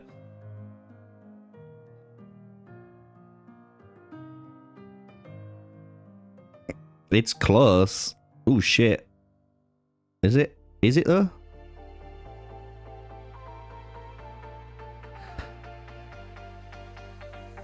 Hey, those horses compared to the elephants make a big difference. I don't think you guys realize. Getting that extra procs to those double attacks are massive.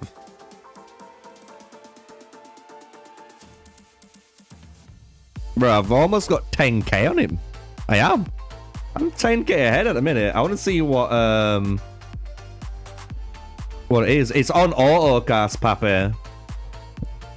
So I don't think you realize. So the skill is on autocast, and it does have an internal cooldown still on what it can fire. I can show that off in a sec, but let me just double check that. Yeah, we're both 3-starring. Oh, so he ran to Cyrus in there. Oh, he didn't have any rings. So we're gonna see a big difference there. Let me match you then at least on. I guess I'm gonna have to get you the fucking elephants. I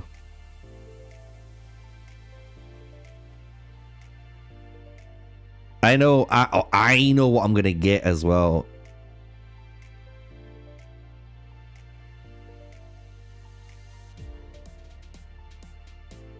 I'm not gonna lie, part of me wants to get these.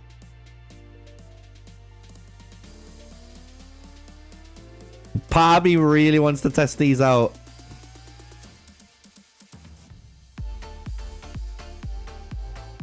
And I want to test the camels too. Ah! Oh, and the other new ones. Ah, see. Do we really? Do I ignore these guys? Do you know what? I will let. Oh, I know I can't. Oh, I really want to get the longbowman. I want to get the camel and the elephants. I'm fucking it. I'm full sending it. The last one can be decided by you guys, but I think this will be more for science, especially for the El Cid March too and other Cav players. And then for me, I want to see this because, bro, I am so close to wanting to unlock it already because my Korean archers are really good. I don't think people understand how good these are, man. They're really fucking good. But I do want to... Oh, bro. We could have tested these out. Fuck it. Should I get these as well? Yeah, I don't want to get the attacking. It's between the French or the Chinese, like, bonsai tree. Like, what do you want? Do you want people throwing axes or do you want people throwing bonsai trees? Pick one. Do you know what?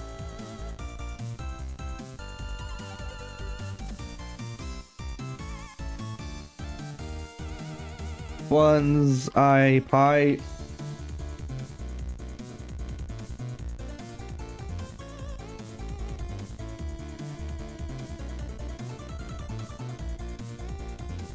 There you go. You guys can vote. You guys can vote. Fight among yourselves. Fight among yourselves. I'm just gonna keep watching this. 7 votes already. 57% want the axes. Axe for Ram or for Ramses? Ooh, that could be a shout. That could be a shout. Because I wanted to try him for Miyamoto marches too, but yeah, for the thingy as well, for the Ramses. Yeah, fuck you, Pikeman. Pikeman, you've got enough love already. You've got the best march, arguably, in the game, so fuck off. You don't need any more. You don't need no more love. But what we do need is to match him. So what I'm going to do then... Don't tell me I don't have 50. There we go. So we'll try... We're going to match for now the units, because he's got different rings on, I'm assuming, or different heroes.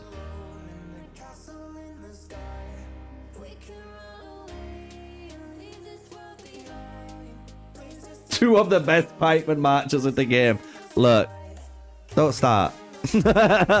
Oh shit, we're blowing him out. Look, with the elephants this time, look at the difference with the elephants. Bro, the damage output is madness. What is he using? I am curious.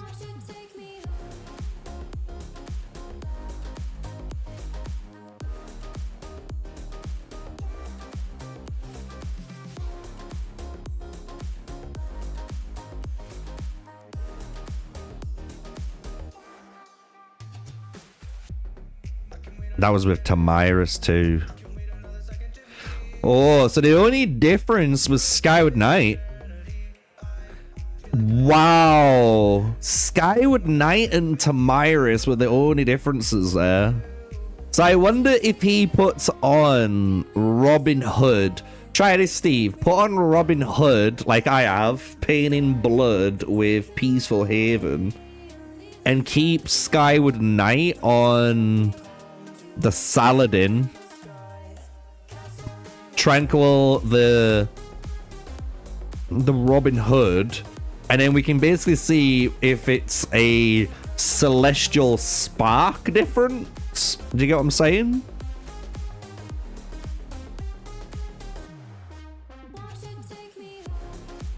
I got 100, guys. 100 Empire coins for joining. Yes. That were really one-sided. And while we wait for him, I'm gonna quickly try and trade some troops.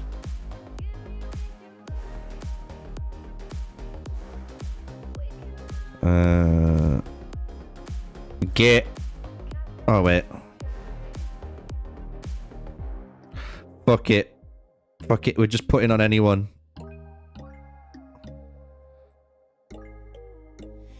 Fuck it. Oh, where is she? Wouldn't this just be filthy if this worked? Oh, I can't find it. Fuck it. Bro, my L Sid's. Ooh, it's closer this time. I know, I was saying to a lot of people about this Celestial Spark being a really, like, close contender. Like, if people watch my content, they would have listened. Like I said, the top 2 rings is going to be that Sage of Judgment, because it's straight up easy to understand. And maybe that Celestial Spark. Like, they're the only 2 that are going to be the ones that make a, you know, a big... Oh my god, you hit me so hard then. So I wonder if he's done what I've said. Because if he has, we could run this a few times. Yeah, dude, look. Bro, that fucking Skyward Knight's going crazy.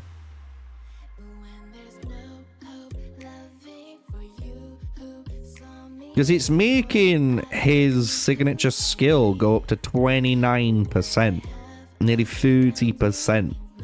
30% is a lot better than 24% at the moment. Run it back. Let's see if it keeps going.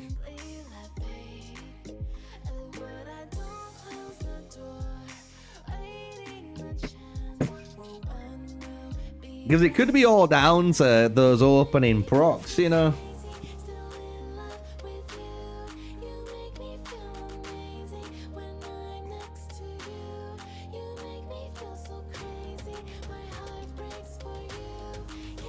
Yeah, no, man. I feel like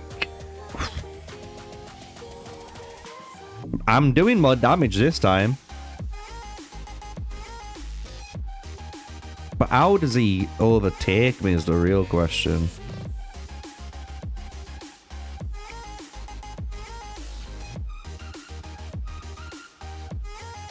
Look, he's overtaking me now. Mate, that consistency chance is beating it.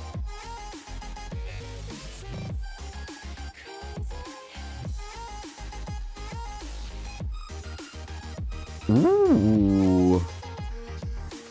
It is so darn fucking close between them, though.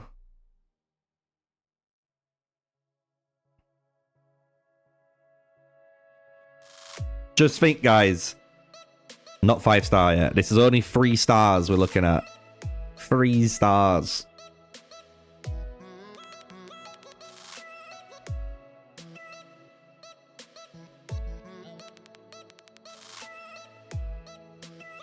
He's beating me again. That Skyward Knight giving that Sid that bit more chance, dude. And because he's doing probably like 9% as well, extra damage, it all adds up, man. And look at that. It's almost 9k remaining.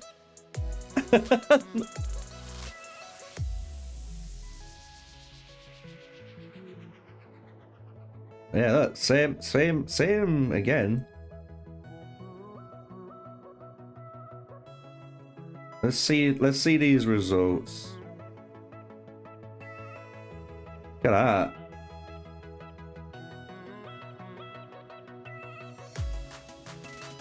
That is really interesting. Like, we hit the same slowdown. We hit the same slowdown. His Robin Hood's healed more. Look at that.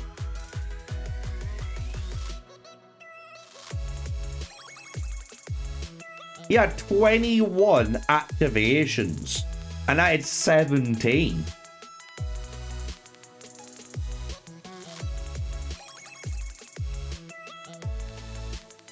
That's wild.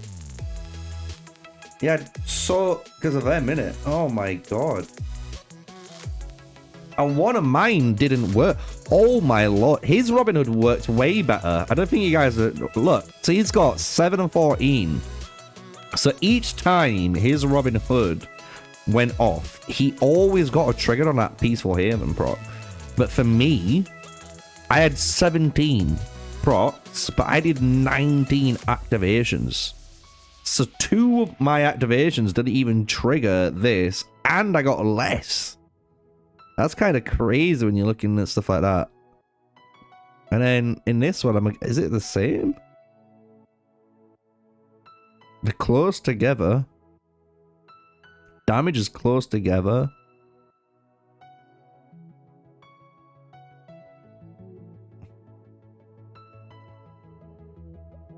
He's running Roar of Victory. That's different. I've just noticed. Well, I've got Weak Spot Attack on. But he's done 19 and 12. And he's got 31 Peaceful Haven activations. Oh, but so did I. Holy shit. 31 Peaceful Haven triggers. Excuse me, that feels rude. What the hell? Okay, then. So does that mean doing that is better? It must mean it. But at the same time, he's running Skyward Knight. So the Skyward Knight is doing better so far than this. Because the thing is, like, I feel like we've got these on the wrong... Hold on. I think I had this set up correctly. Hold on. Watch this work better now.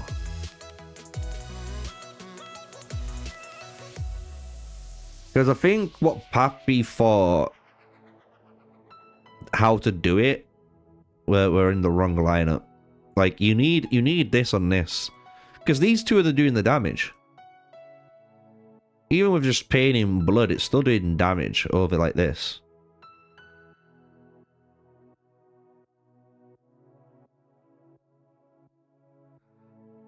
370%. 360.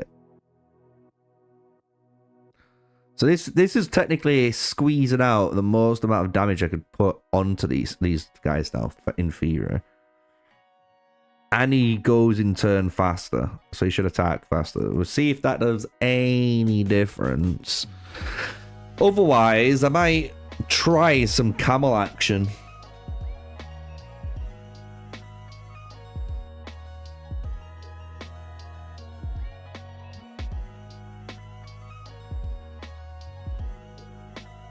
I'll put on the Roar of Victory on him instead of Weak Spot Attack, but I feel like Radiant Guardian's always like, I don't know, the best ring to put on him. Because if you're in double attack state and I've got the slowdown on him, you have the chance of getting like double nuke, don't you? You can double nuke that person. Like, look how one-sided this looks now. But I don't know what he's done differently there. See that?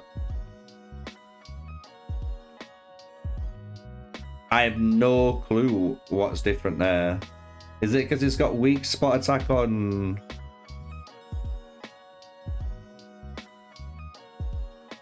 And confusion. Confusion!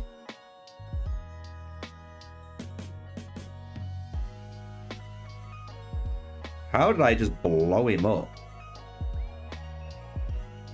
Like, that was so one-sided. Like, look, I did over 36k damage. So it's probably because of that, like I was saying. Like, I bet you my like fucking Radiant Guardian went crazy with my signature skill, man.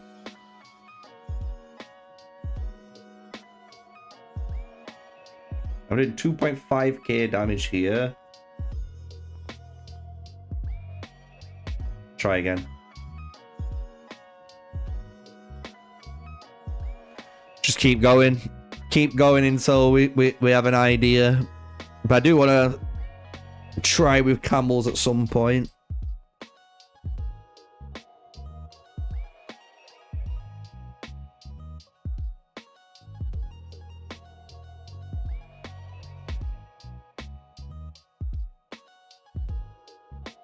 I've still got some Doritos to snack on. I bet that's what you guys are doing. Snacking while watching Destiny.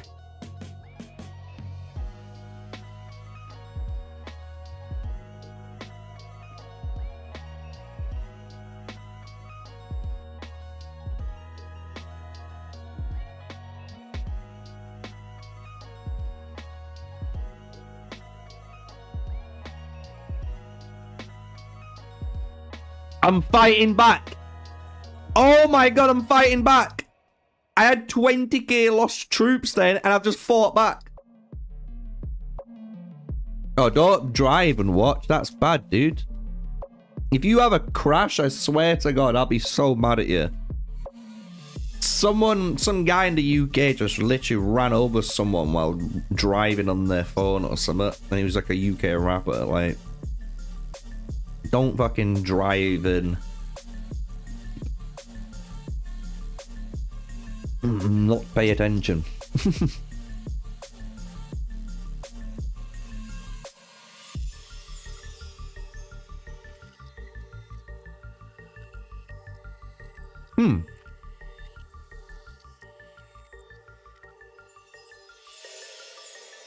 I'm blowing him out now. I'm doing... Look how much more damage I'm doing.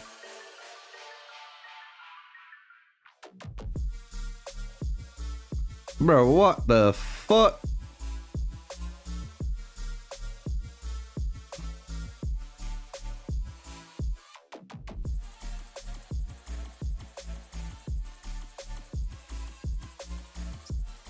That L's doing so much.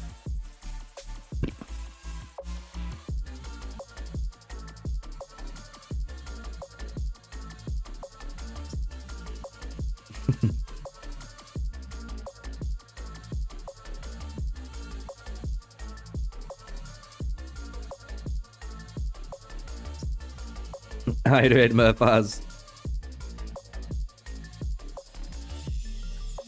Yep, literally. The only thing they got to show in this Pioneer server is the Apex Championship and that new ship mechanic. That's why it wasn't such a large Pioneer server and it's such a small one. So it would have been nice if they opened it up just so people could test matches, I guess, but it is what it is. Right now, we're destroying the hell out of S13. What empire are you in, Murphaz, again? Are you in 40 or 42, or? There's so many of you guys, man. I should have, like, maybe, like, a new whiteboard up there and have people's names and what empires they're from. 73? Nice. How's John doing? Is John doing, having a good time, I'm guessing? There we go. As soon as you say 73, we know, like, John. We remember John.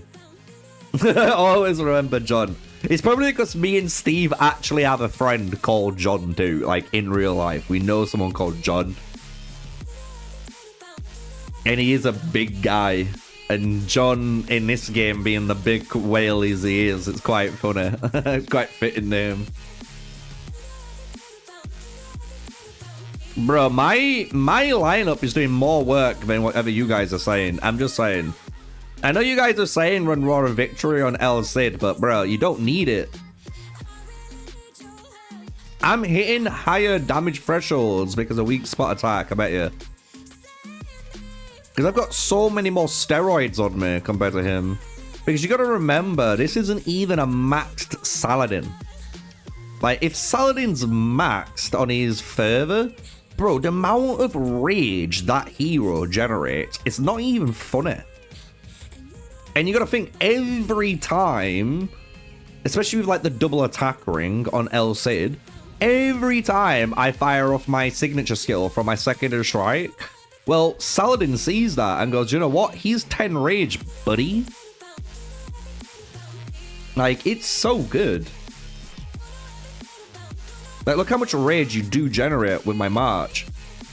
Like, look, I'm on paper with him, basically.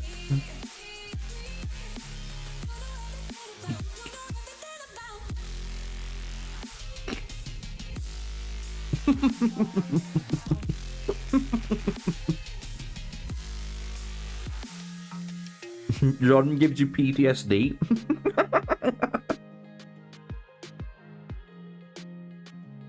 I will say, Murphaz, if migration comes and we're in the bracket, stuff could be happening. That's all I'm saying. I don't know if I'm going to be looking for a new home or what. But I think a lot of people, when this migration comes, 73 is going to be a crazy place to go to. I think people are looking there like, oh shit. You got what, 40? 40's not going to be able to take that many more in. 42. I think he's in the same boat. I'm trying to think of who else.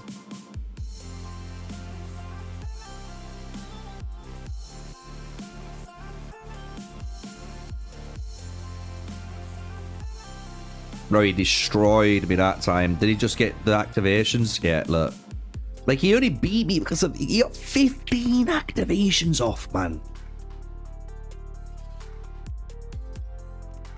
I'm under the impression this lineup's better. With this ring on, too.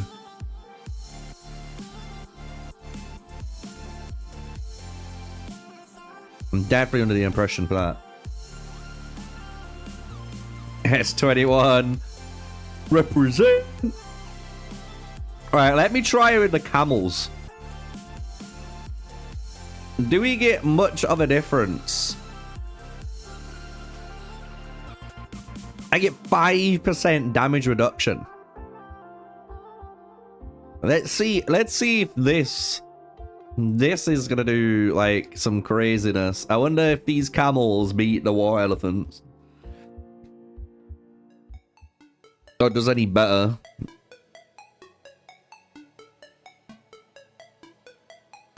You gotta remember, guys, we're already doing some preview tests here. I'll do some proper long, in-depth testing too, like, throughout the week. We just wanted to preview the new stuff mainly today.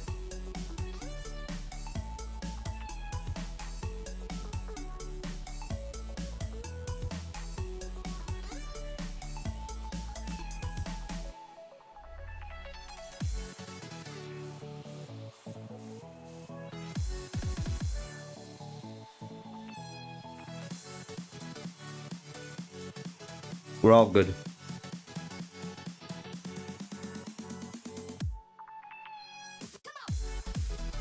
We're all good.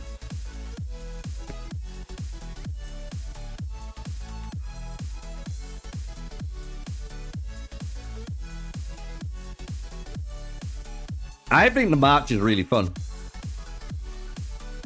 I think LC, Robin Hood, Saladin's a really fun, good match. People hate on it because it's not Lubu, but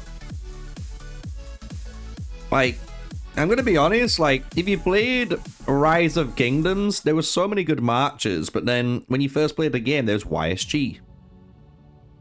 You know what I mean? Like, there were still really good matches that weren't YSG, right? I think he's good. Especially now with Robin Hood. Him with Robin Hood's like what he's been missing. People don't realize that. I was saying that when he came out, and people are laughing at me. People are laughing at me saying, nah, Robin Hood's trash, he's not gonna be good. El Cid's not gonna be good. Bro, everyone's trying his out, and they're like, how the fuck is this El Cid doing so much damage now? And like, well, Robin Hood's doing it for him. He's got the support he needed. Now, just think of it this way. Think of it this. You're a martial cavalry player. You've got a 5-star El Cid from Season 1, right? You've got a 5-star Saladin, and you got a 5-star Robin Hood. All I'm going to say is, as soon as that next martial cavalry DPS comes out that replaces El Cid, you're going to be laughing. Because you've got the 2 supporters that you ever were going to need to run it. And he's going to do so much damage, it's not even going to be funny, man. Are you really running auto in this? Do you really want me to destroy you again? There's no way you're running auto cavalry. You're taking the piss.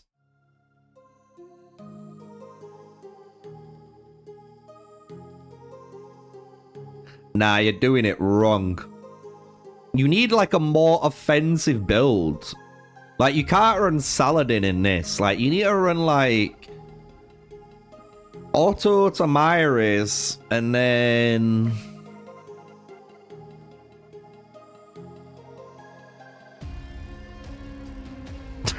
no, man, like Robin Hood. No, not even. I don't know. There's no one that makes this work, right? Because this is going to be the same result every time. Yeah, if you're going to invest in the march, the thing you need to realize, and this is what I kind of hopefully in my martial archer guide, if you guys have watched it properly, I explain. Saladin is one of the heroes where you either want to go for 2 routes. You 3-star him or you 5 him. Because when you 3-star Saladin, what you're telling yourself is you're only investing into the hero to play the rage. Because he generates all the rage out of these 2 stars plus his skills. But at 5-star, this is when you increase the damage of your commander by 30%. This does help massively, because you gotta think with that 30% plus Robin Hood, that's a big percentage added on to the damage that you're dealing, right? You gotta think Saladin can be built 3 or 5 stars, and for an investment choice, that's really good. You could have like a 3-star Saladin. Maybe you go for the 5-star Cid from Season 1, because it's been so long until you've had a good, you know, like martial cavalry, so it technically makes sense, but you know he's gonna get replaced, and then you just run 5. You need this 5-star is what makes basically El Cid turn on too. Like, it's a very all-in match, I feel like, but Saladin's the one 3 or 5er. That's why I like him in my Napoleon march.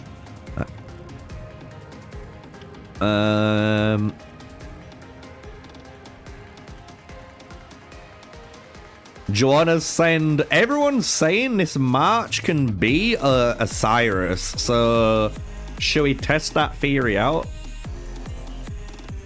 Can this march be a Cyrus?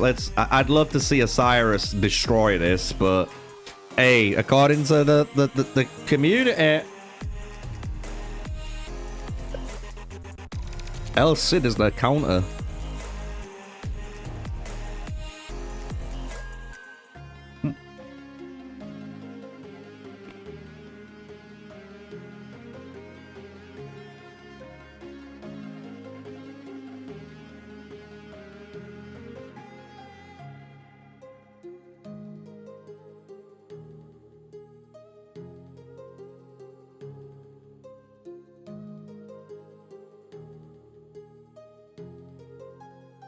Has this been invested in? Do look.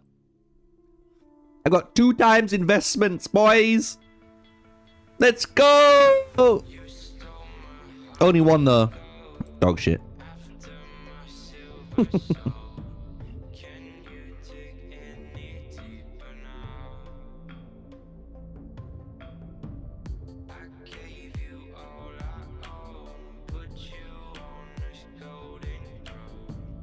Shit.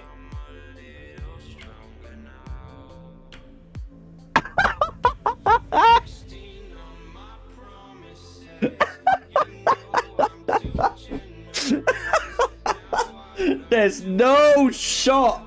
Who said? What is Tito Bods telling you guys? I'm joking. I know it's his shot, right? Isn't it Tito's shot that shows it?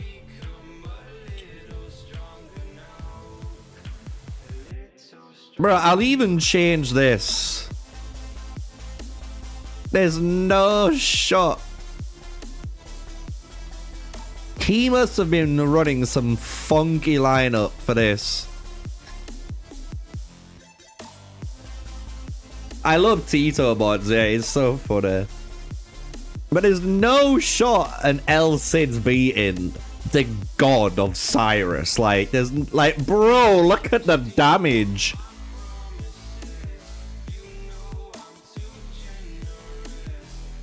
But this is only 3 stars. But I bet you if we 5-starred 5 stars, it isn't going to change the outcome.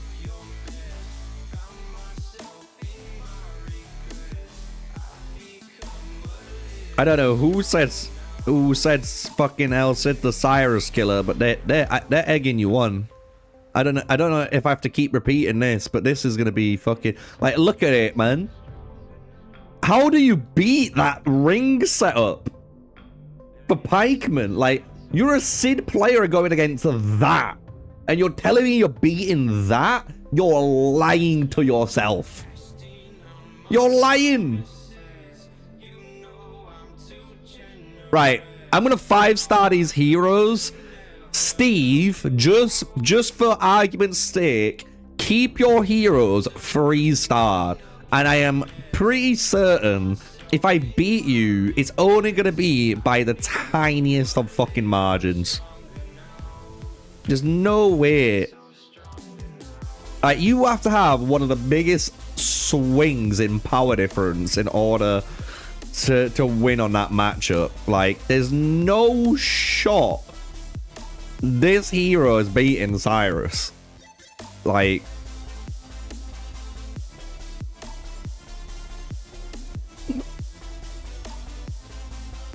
and this is when technically now the matches are actually what people are seeing the crazy numbers on, because this is the one where technically now our slowdown state increases 20% more damage to them targets, but our Saladin also does it. He gives us 30%. That's what's like kind of nuts. So maybe the 50% adds it on, but I'm not feeling it. I'll be real. I don't think it's enough. If it's enough, I'll be happy to be proven wrong. And I'm going all in. I'm joking. Yeah, it's impossible to beat that match. It feels it. Look at this shit now. 5 stars versus 3, I'm hoping.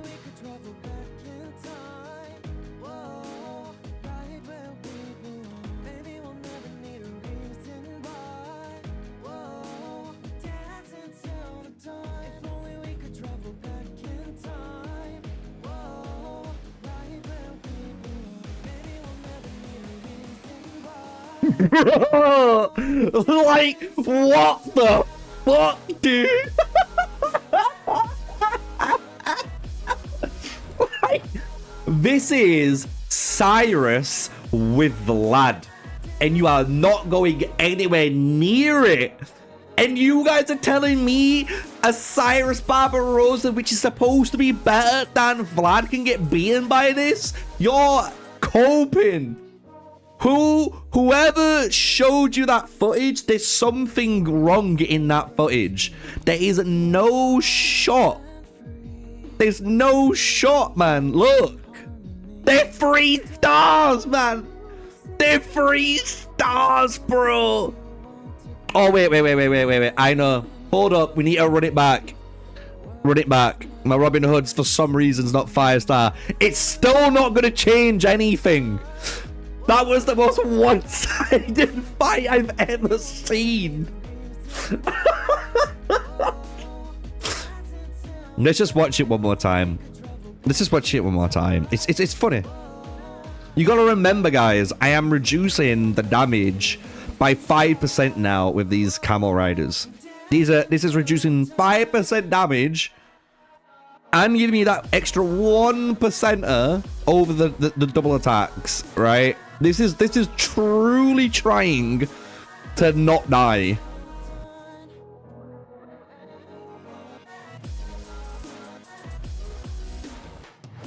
Bruh, what? Let the evidence speak for itself. Don't get me wrong, it's a little bit closer. Oh shit, maybe we're wrong.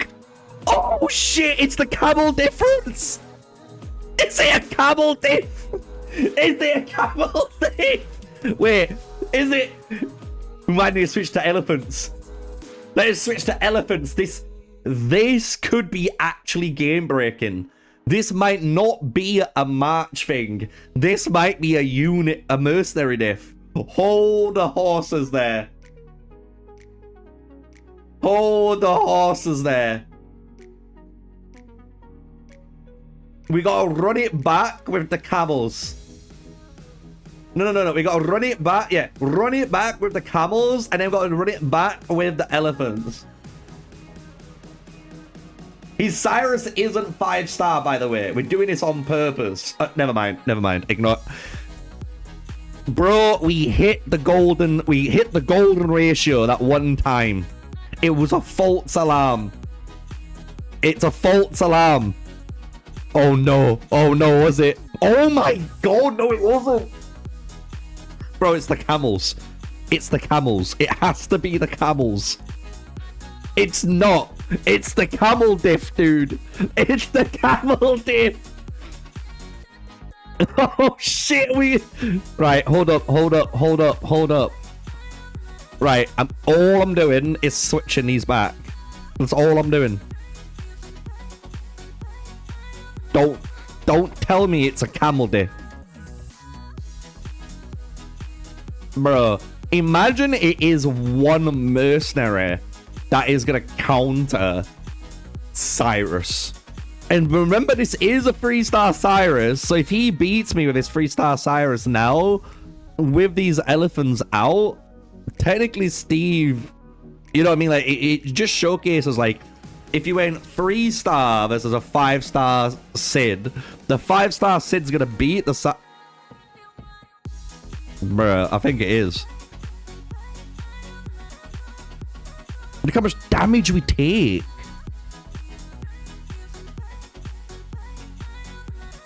Bro, it's a camel diff.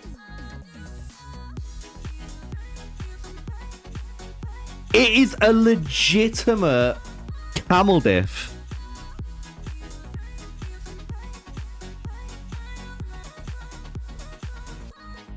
No, there's no way it's a camel diff.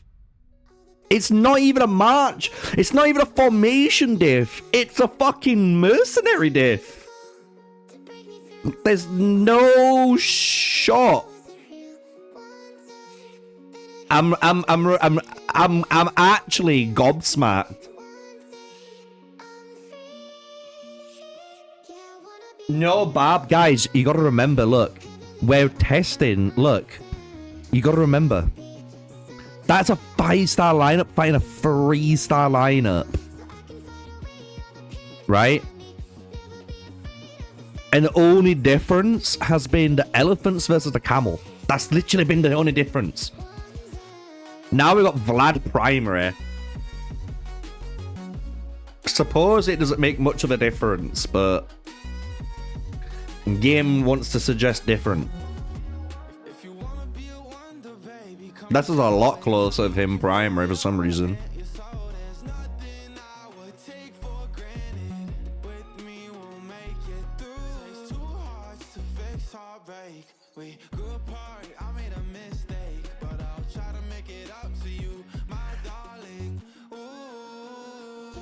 Nah, I think Cyrus primary is the way. Cyrus primary is definitely the way. That didn't even look good. That was so bad out of all of them.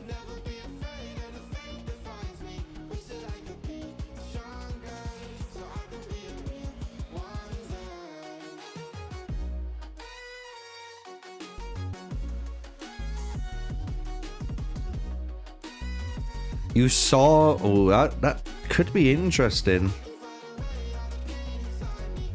That's why I did Vlad. I've upgraded Vlad to test with the cavalry, by the way. So we do have that on the table for you guys. Don't worry.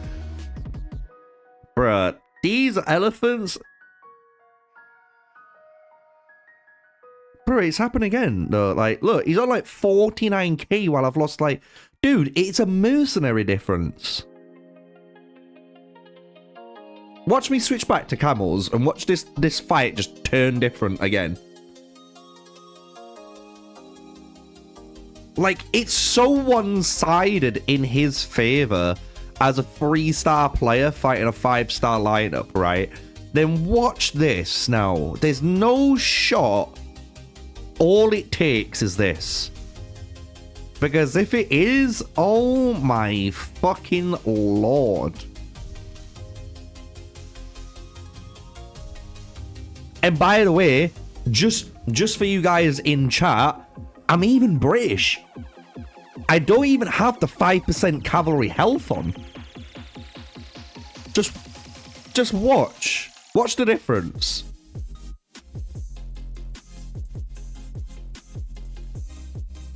Like, we take so much less initial burst. Look how much less burst we deal. And now, look.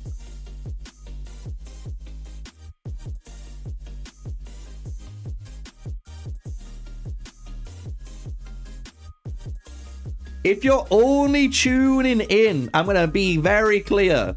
If you're only just tuning into the stream, I'm not being mean.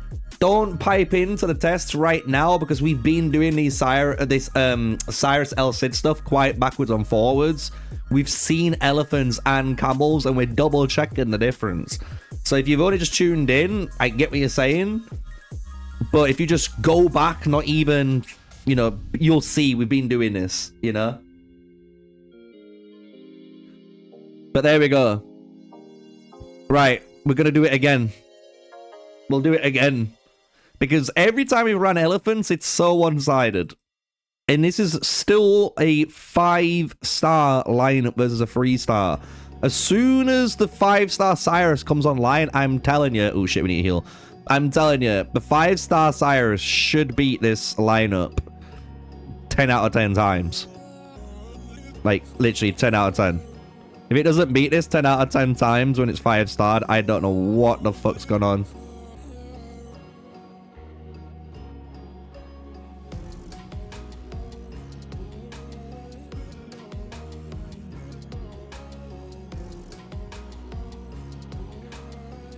Really?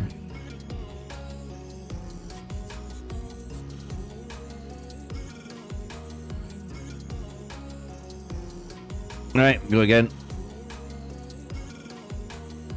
Send in a whole match. Fucking destroy you.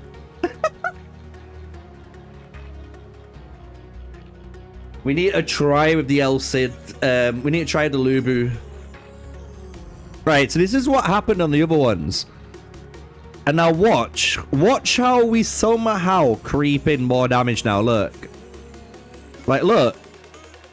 You're trying to tell me that camels are better than elephants and you're watching this. Have you just watched what we've been watching?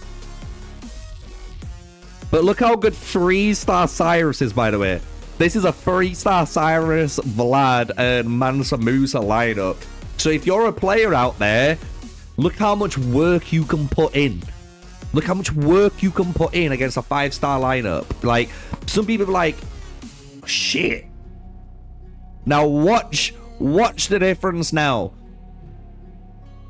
I would say 5-star that Cyrus, and I can guarantee you a 5-star Cyrus is absolutely trouncing this. It's not even gonna be close. Like, literally.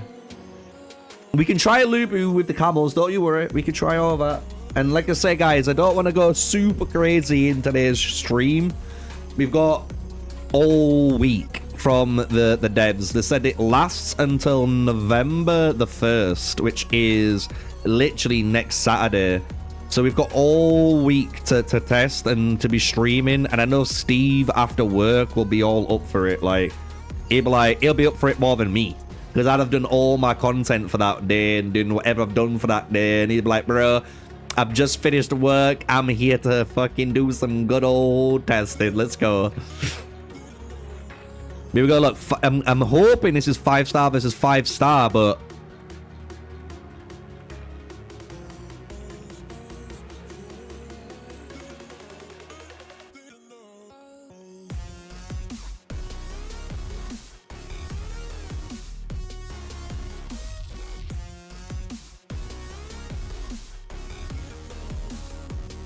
that's just with a 5-star Cyrus.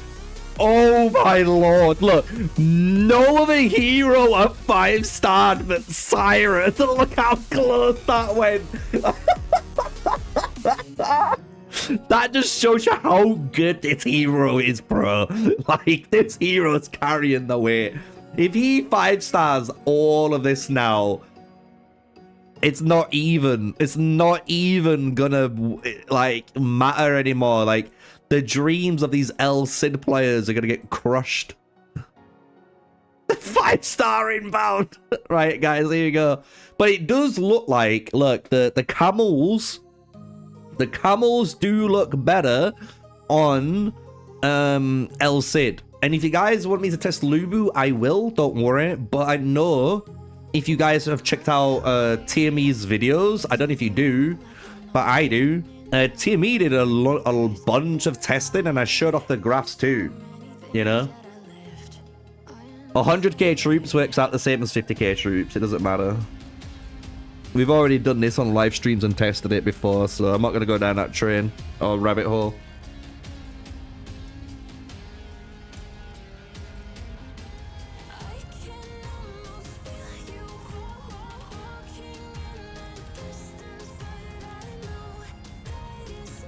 Oh my lord. Look how much damage is coming out. Look how much damage is coming out, mate. There's so much. It's so much damage. But hey, we're still doing some good damage back. We did about 18k damage back. Like, bro, there's no shot this match is gonna beat that.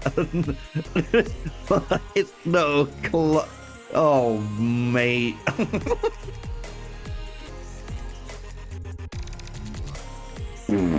Look how much damage we're doing though. But that, man. Oh my, it's disgusting, isn't it?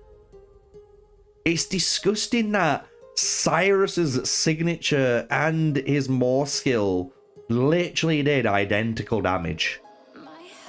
It is fucking unreal. And just to prove a point, we'll run it back a couple of times. I will put elephants in, but I'm pretty certain that elephants won't do as good as these camels still in this situation.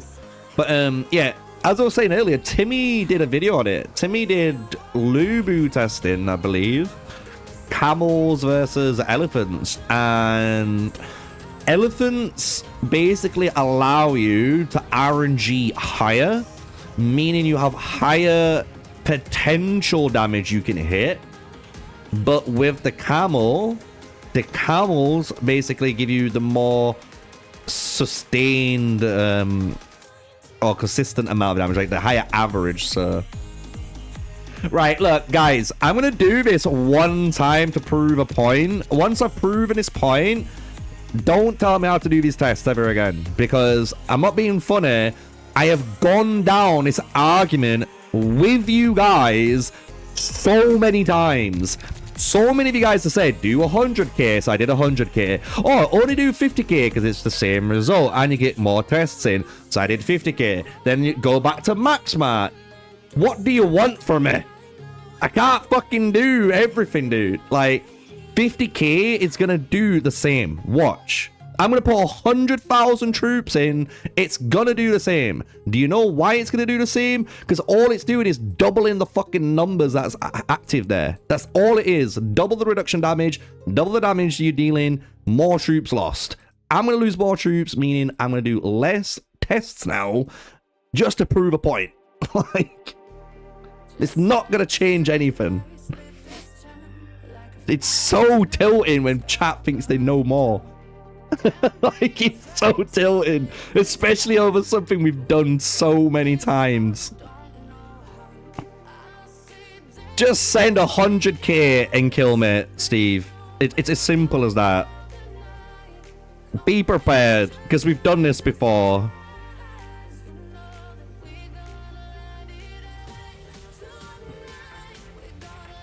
Yeah, the camels are much better for swarming. Like, you gotta think, your camels for the first 18 seconds are gonna be dealing or taking 5% less damage. Look at that. It is literally fucking identical on what's going on. It's just bigger numbers happening at the time. So instead of a 10k differential, I have now got a 20,000 differential. Now I'm on a 30k differential. Like, I'm not being funny, dude. Please don't tell me how to test in this game, because I know how to test in this game, because I know how it works. Fuck my life. There you go. 100k. Get out of chat. Don't suggest it again.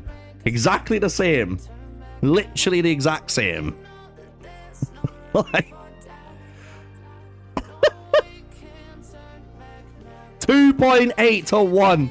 2.5 to 1. Are you really going for it? Fucking literally, man. Learn what you're talking about before suggestion. Right, going back to 50k testing. The one thing I know Tito Buds wanted to check out, and I will check it out as well, is the difference for this. They were wondering if this is better than Pain in Blood. So I'm willing to try this. This is going to be interesting, because this could, in theory, be better, because it means I'm healing more troops more often, which should be more Peaceful Haven troops, in theory. But I'm sacrificing troop damage. That's the only thing. I know Tito, big shout out to, because he's a great content creator. That's the only thing I think they've done differently, and that's the only thing they were really testing out on their live streams when I was out there. So I'm just gonna see if this does any difference at 50k, but I doubt it's gonna do any different, you know? We could try Suleiman on another day, guys. I'm not gonna do Suleiman testing today, unfortunately, because I didn't even level him up. Because I already know about that hero. Unfortunately.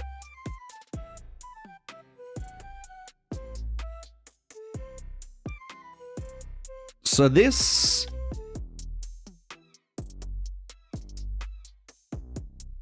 Hold up. Hold up. Maybe Tito's onto something here.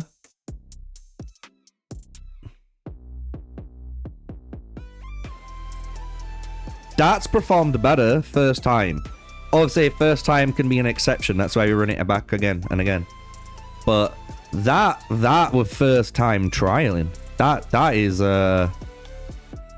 that's interesting compared to the others. I didn't get completely dicked. 1.8. That is the lowest we've hit so far. Literally, everything's the same. All we've done is just swapped out protracted battle into the pain and blood.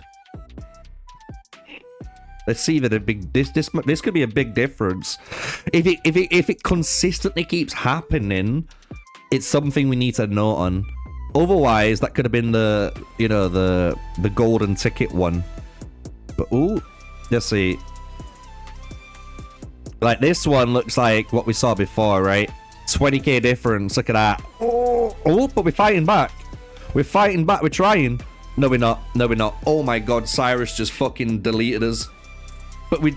Hey, it's better. It is better.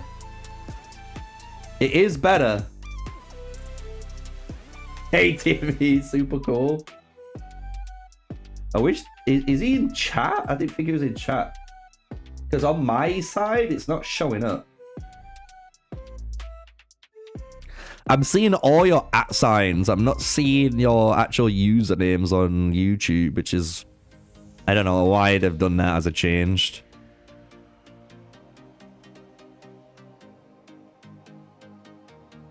But this is looking a lot better. Like the difference. Even if we're losing, as many people would say, as if we lose less hard, it's all worth it. So it means you can get those better trades out there. So let's have a look. So Cyrus just going off casually there. Cyrus just going off casually there. Cyrus Hyro.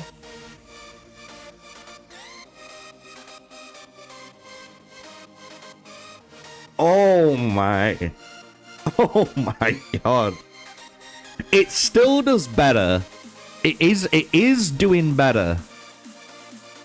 Just on average. It's lower on them three than it is for these three. Look, already. Like 4.4. That one was ridiculous, man. 2.8. But camels definitely are looking good.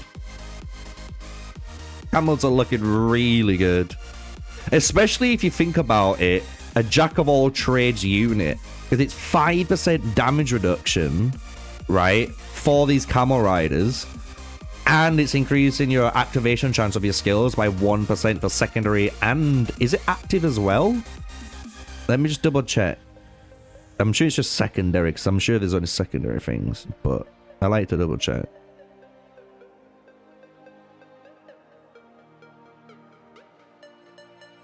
No, and active, yeah, so I am right. My fucking wiki brain's firing off today. It knows, dude. So you just think you're getting that 5% flat and just overall more activation chance, which does mean, like, when you look at, like, the Sid's skill reads 25%, you know what I mean? Like, it doesn't sound like much, but a 1 in 4 guarantee is better than a 1 in 3.9 summit, you know?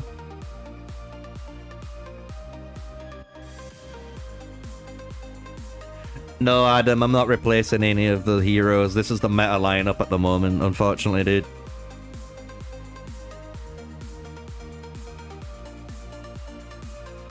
Yeah, I'm interested in seeing the Axemen. The Axemen with the Ramsays and Miyamoto marches will be really interesting to see.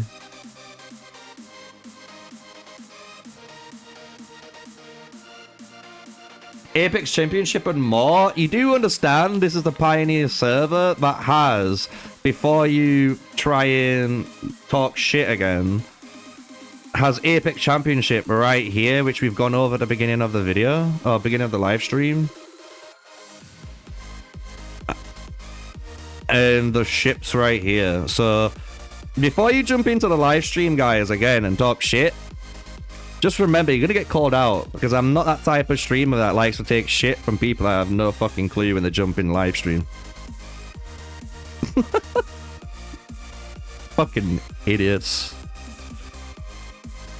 However, oh, we beat the martial fights.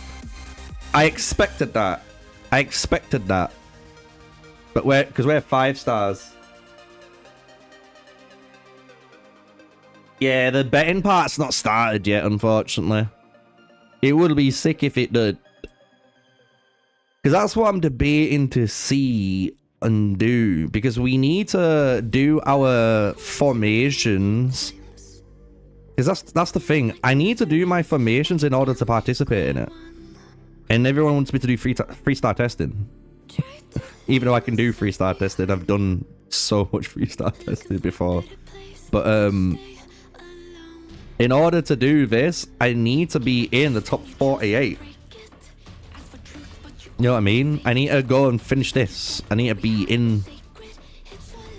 Then I can get in. And it starts in 8 hours. So, like, literally I need to complete a full 5-star lineup to run in that event and start whacking people. Because I'm assuming if I just go to my Apex arena. Okay.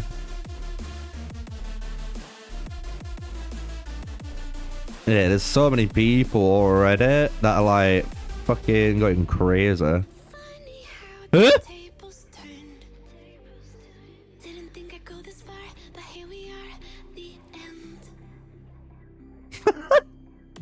King Arthur showed up.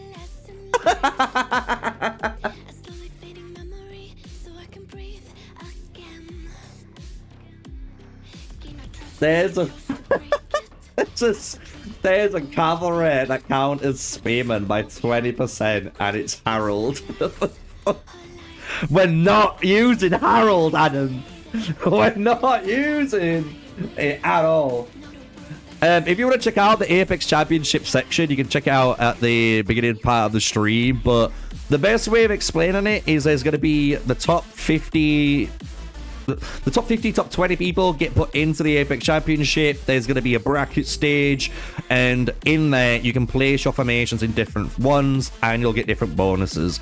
That's a quick TLDR of it. Because I'm going to be making a video on it anyway. If you don't go back, it's YouTube. We can go back on YouTube. It's not Twitch. We can go back and we can continue with the actual, things that we're going backwards and forwards. So, oh, you're back, BRB, rip. Well, just to show off a little bit then, while we wait for Steve, since Steve was in test mode like I were before we had to do this. Look, this is how it's gonna work. You can go back at the beginning and check all of this out properly, and when I go through it. But I am gonna be making a video on it all, so don't worry. We've gone through that. We've gone through the ships, and we're going through testing now.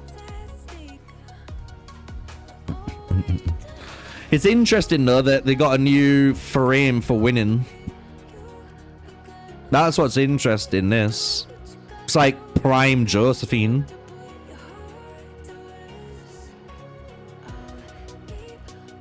Same bead there, look. So it's kind of cool. And then you get the new skins too. I can show you them.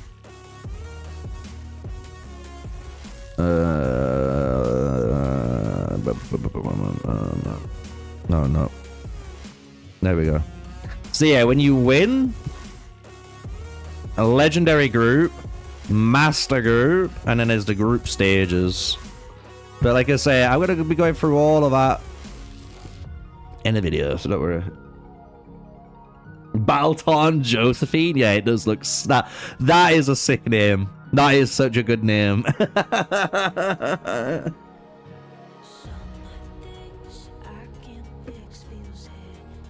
What are you testing next? We don't know yet. I want to see what he wants to pull out of the bag. I would be interested in testing the Miyamoto stuff. Because I can now... The only thing is now with my Saladin is 5-starred for this lineup. This is why I just wanted to do 5 stars, because it's easier to work around. Because this is what I want to run. But I can't run it properly because this is 5-star now. And I want to 5-star her to see how much this works out at a 3-star Napoleon. Do you know what? I'm going to do it. I'm going to ignore everyone. I'm going to test what I think you should test. The actual meaningful stuff.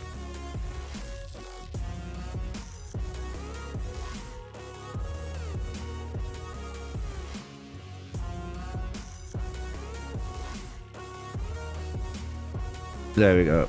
Because that's what we would be running. Because I don't think we need to 5-star Napoleon.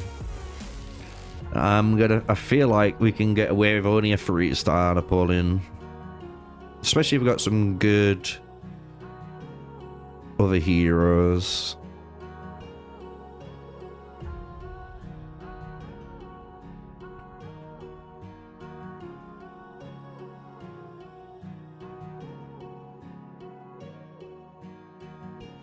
Yeah, the ZL. The thing is, though, in my opinion, I would rather, if I was like an actual true archer main, and I had a Ramsay's march 5-starred, I'd run like 5-star Ramsay's with Charlemagne, Zhuge Liang, and then I'd have Napoleon, Saladin, Theo, then, you know, Mulan, Meme, Rane. That's the way I would be running it if I were running 3 archers specifically.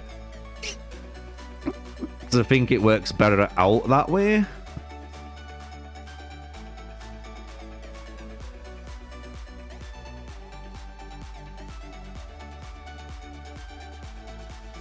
Bitch, let me select your skill.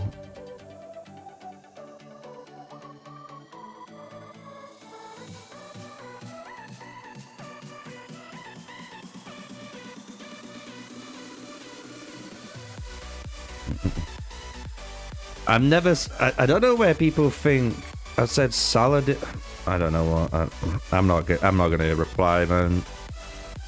I'm testing what people have asked me to test, and you guys are thinking that I'm saying things I've never said. So this is why a lot of the time I like to do shit on closed doors.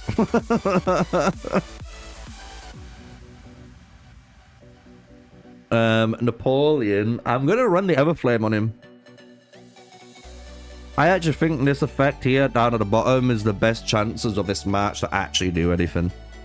A Zoo Moon is just a glorified Ring of the Rose, and it says it deals massive damage, but I don't need to do massive damage when I already do that. Because it'll be interesting when the new ring comes out, because I'm sure the new ring increases the attributes and something else of Napoleon. I forgot what the new ring does, but I leaked. So I think like out of all of them, this is like just still like the best ring to put on him.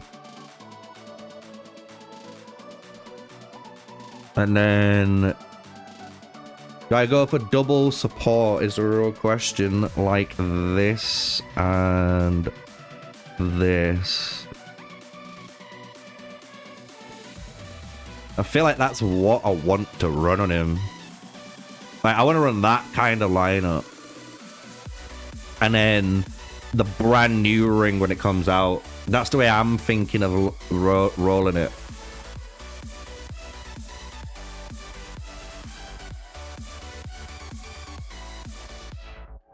There's no else that I care about here.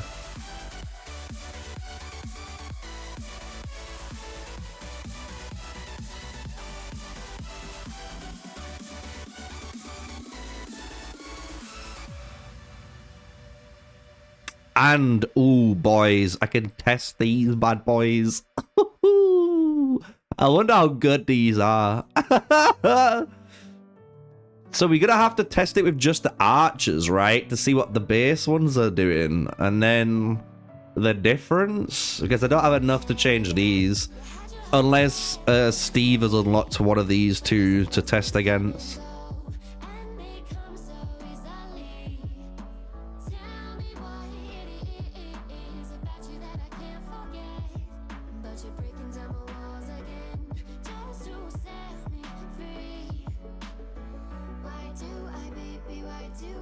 Bomb roll season.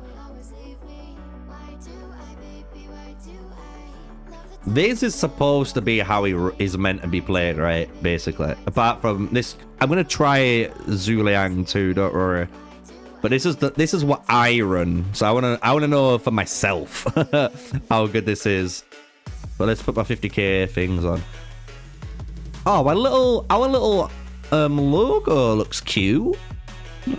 We got a cute little logo. It's like a big bow. Look at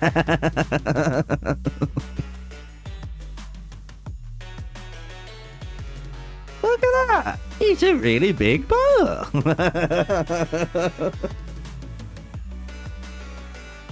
You haven't unlocked archers? My man. Okay, I'll turn them off then, I guess. I guess I'll take them off. We're gonna have to test them against something, though. You might have to hit me with a Lubu and just see how much damage they just don't take.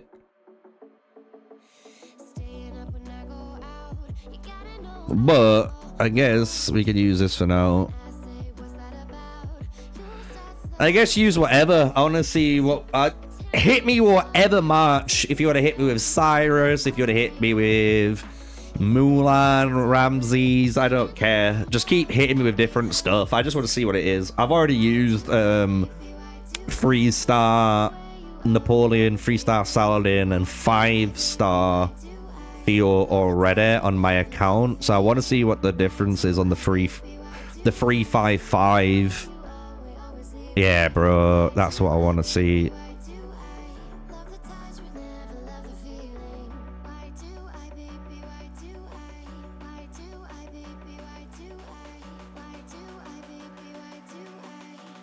Yeah, mate. 3-star Napoleon feels good. I don't know, man.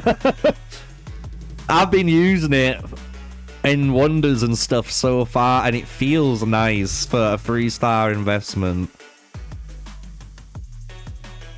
This is full 3-star lineup. No rings? Hold up. He needs to put the rings on for starters. You need to put Radiant Guardian, Tranquil Water, and like Night Wolf you can put on Rani, and then run it back, because that was a bit. You got my hopes up. You got my hopes up, and now they're about to get crushed. In theory, it sounds weird, but in theory, Mulan, in my eyes, should win, because she is a single target DPS. You know, like, if anyone who's an archer person who plays should know, like, Mulan just is single target, especially when you 5-star her. Fucking can't even find her.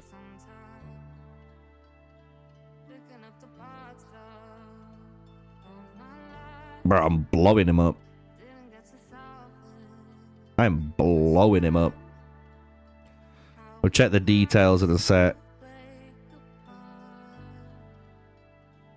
So this is a lot closer now. So he's got his rings on, which he was missing before. But I do expect her to beat him.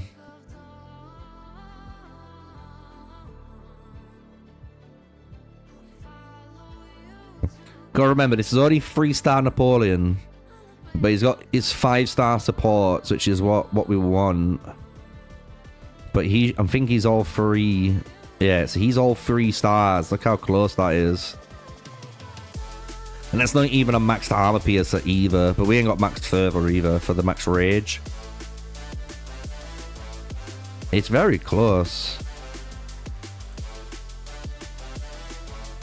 But I think he'll beat me up. As soon as he 5-stars that Mulan, he's going to destroy her.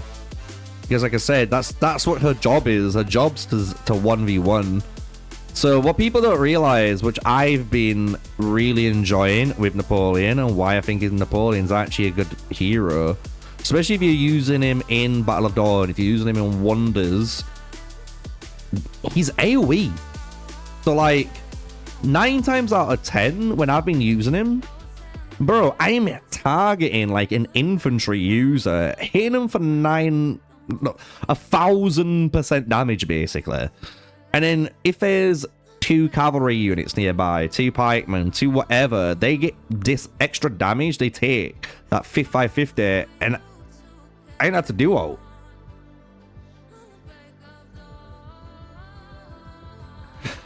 Sage of Judgment on Mehmed, not better? No, Tranquil Water does more reduction than the Sage of Judgment.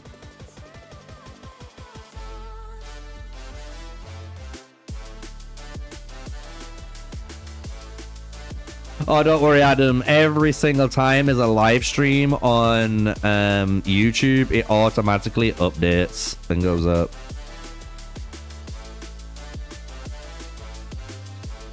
Yeah, I'm beating this every time at this. Just 5-star the archers. I don't mind if you 5-star the archers. They should beat me then. Or you could 5-star Mehmed, 5-star Rani. And that's basically the same setup. Run it back, see if that does anything different, and then just 5-star Mulan. Because I think 5-star Napoleon is good for what you're getting, but I don't think it's needed. And I think that's what's the important thing about this hero is. This I don't think is needed. Like, having just this is enough. Like, maybe even pushing that 4 stars to have the damage reduction I can get. But even then, you don't need to. Like, you could save all of those tokens for a brand new hero. And I feel like that's better. Because that's what I'm going to be doing with my lineup. Like, I'm running, I think, a 3-3-5. And that's how I'm going to run.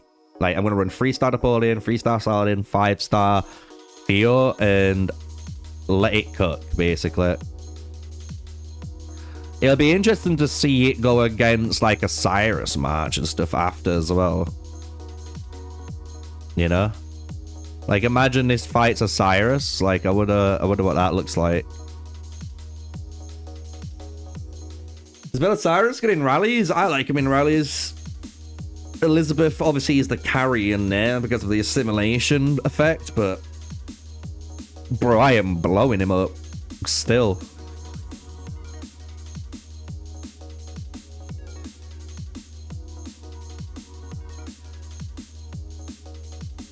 And just think, I'm every time I'm doing my skill and I'm blowing him up, just think that would be area of effect damage. 2 other poor souls would have just taken 550% damage. Look.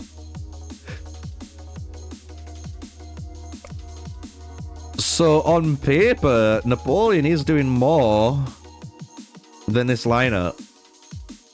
But as soon as this 5 stars, she's going to overtake him. Because that's when anyone who's a Mulan player will tell you, when this 5 stars, this skill becomes unfair. Like, having an 85% chance is what breaks her. So, everything so far is exactly as I expected it.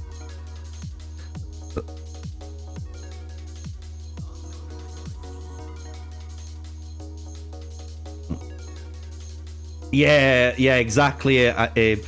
at the bottom, as you just said, at the moment, myself and a few other archer mains, we are running Rani over Bellevue, so we can all in on Mulan to increase her activation chance the most you can, and because if you look at Bellevue, 3-star Bellevue is just not a good hero. Like, I understand if you're a free-to-play archer main, you're gonna be upset me saying that, but it's not good enough. Like, you need a 5-star Bellevue, and it's gonna be probably the same here. Bro, look how close it is. But she's got the upper hand at times, look. But I am beating her.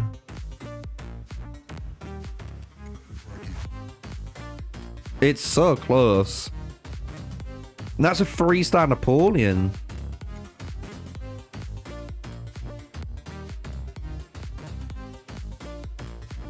Hey, I'm happy. I'm happy.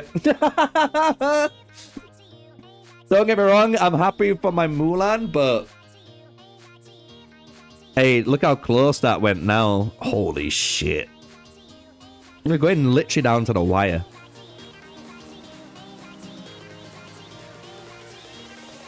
Yeah, literally cutting it down to the wire.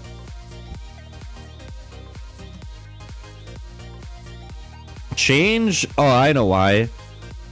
Change active mercy to weak spot attack. Trust. Just trust me. Just swap active mercy to weak spot attack. And hit me again.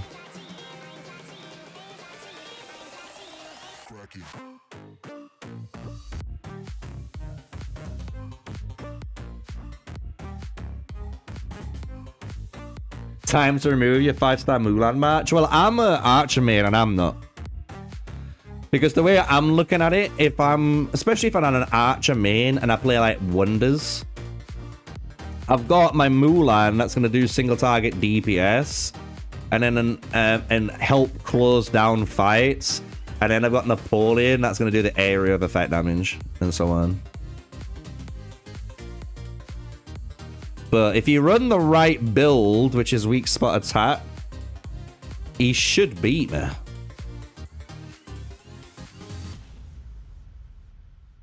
Because this is what people don't realize. Active mercy on paper is good. Don't get me wrong, it's good. But weak spot attack is just better. Because you're increasing the hero's damage, which means you're increasing Star Chaser's damage. And Star Chaser, if you're a Mulan player and you've played enough Mulan, will tell you, Star Chaser is where the damage comes from. So watch, I'll show you what I mean in these reports. Like, look. All he's done is swapped that move, right? Look. Active mercy, right? If you look at the comparison,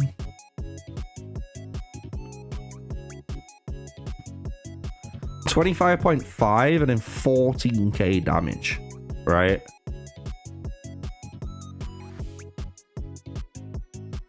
Even when he lost here, watch. Oh, and I lost here, like, watch now. He's doing 28.2k damage here. Like, he's going to be doing more damage for the activations. Same with his weak spot attack. Because this weak spot attack is increasing the overall hero's damage by 30%. And you got to think, 30% more damage on... Where is it?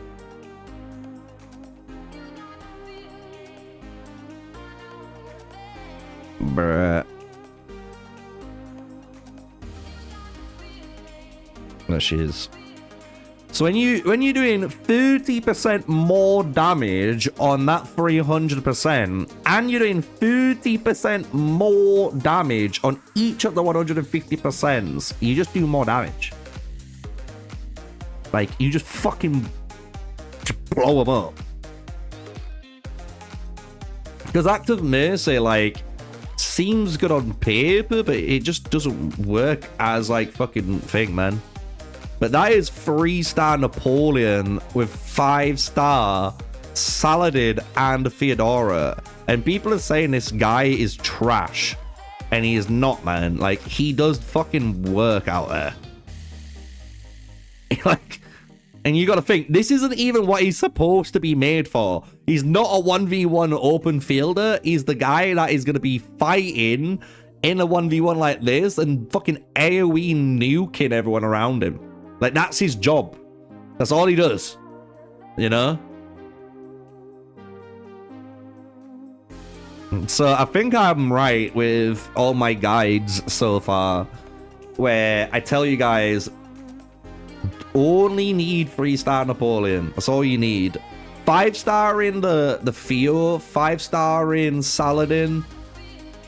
Sure, if you want to go for the more damage, you can. You can 3-star Saladin just to have the rage. It should be fine still. But look, man, like, you don't need to 5-star Napoleon.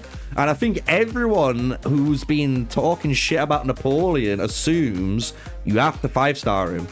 And if I said to you, what if I could run him 3-star and get a lot of value out of him? Would that change your opinion? I bet you would say yeah. Because I don't need to invest into 200 plus sculptures to get him working. He's working here. The Saladin at 1-star is going to be okay. It's nothing much. It's this 3-star is what really makes a difference, because so you gotta remember, when your commander uses signature active, which is what Napoleon does, right, you're gonna get an extra 10 rage points. So you gotta think, anytime we trigger divine judgment, which is 50% of the time because of this bullshit, right, we are getting 10 range, right? So if we look at now our report, how you doing, True One, dude? How you doing? So if you go into details, so look, we activated 10 times in that fight. We just generated 100 rage. That paid, that literally, that 3rd star from Saladin paid for almost 1/3 of the cost of this skill. Over that course, that fight. So that's why it's so good at 3 stars. Like, I think you need a 3-star Saladin minimal, just because of the rage.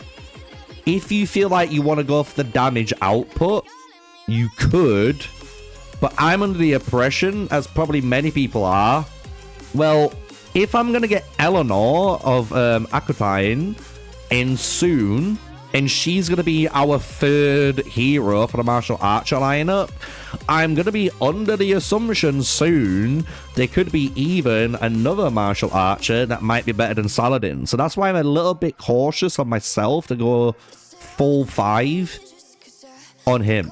So I'd rather, if anyone, going 3-3-5 is like super value investment, and it keeps you safe in the future too for, you know, newer heroes. So I'm really curious after we've done this, Steve, do you want to send out Cyrus? I want to see what I do to Cyrus.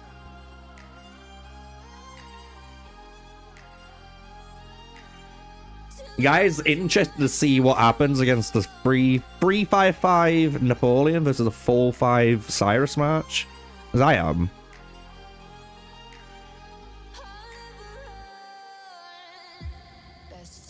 I don't know what the archers, the actual name for the British mercenary helmet. We used to call them slits, like the slit eyes on purpose, because the way the British archers fought were typically always on the high ground, and because they were always on the high ground, they'd be always looking down, so you would be able to see down the hill while the arrows would be blocked by the metal. So if you actually look at the helmet, that's how it looks, or how it were designed. You think Napoleon, 355 Napoleon beats Cyrus? This is without any mercenaries on, by the way. I could put it on against Belisarius. I could put the British archer British longbowman on Napoleon against a belly march and hopefully take less damage doing that.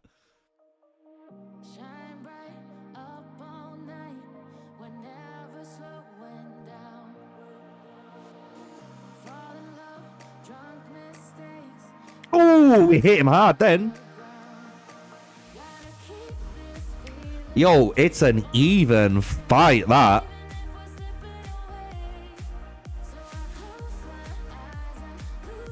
Oh! Oh my god, it's even.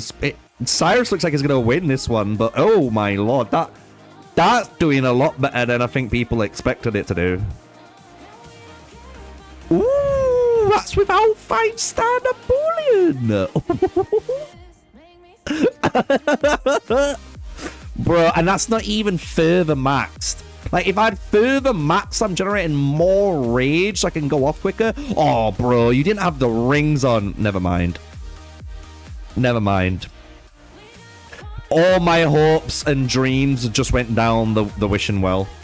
The wishing well just had a new offering.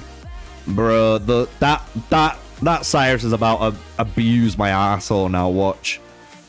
Watch this Cyrus just bully me, dude. Watch him. I'm gonna feel good, and then next minute, I'm gonna just be dead. Look, his health's already going down. Oh, no. Yeah, Steve did show me good with that one. So far, though, I'm really happy with these results, and kind of as Ab said there, and I'm going to do it soon, I am going to swap them out. I'll put Zhuge Liang in this match instead and see how that works.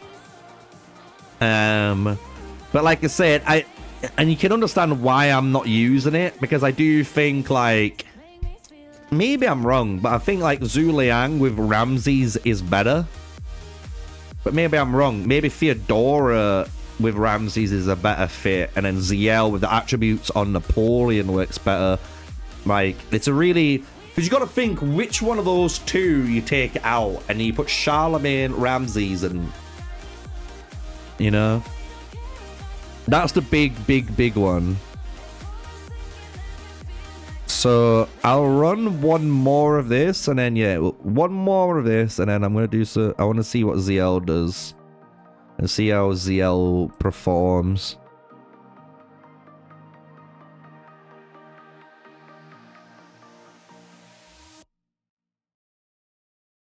I could keep him 3-star too as well.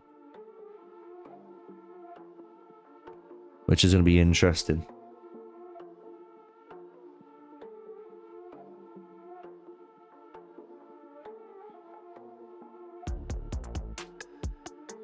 With Caesar, you can hero reset's the best option.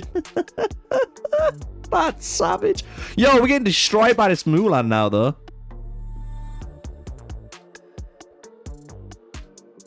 Holy fuck. Oi, what is this we're looking at? She's got the Attila combo. She's bringing it back, dude. He's like, guys, this is what you could be running potentially. Maybe if Mehmed was in there too. Imagine that's what you ran instead of Lubu. Bro, that shit fucking melted me, mate. Like, that shit just obliterated me.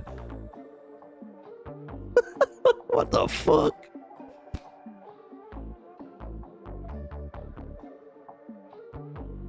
Look at that, man. Holy shit.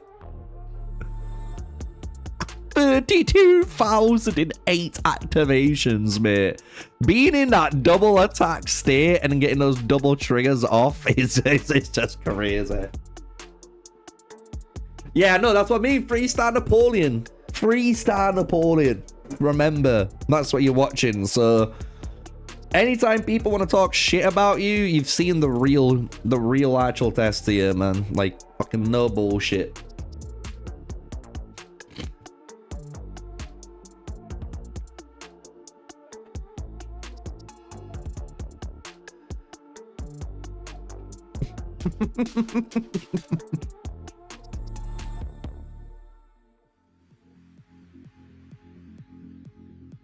Did he do Timur, Vlad, and Attila? Is that what he's just done?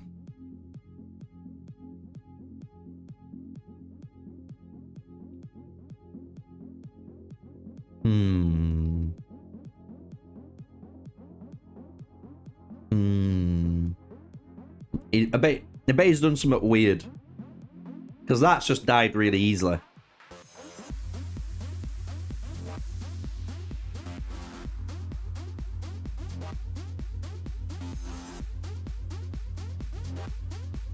What was that?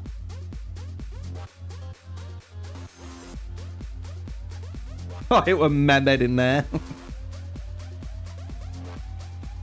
Take out Timur and put Mulan in. Just run Mulan, Mehmed, Attila, because that's the...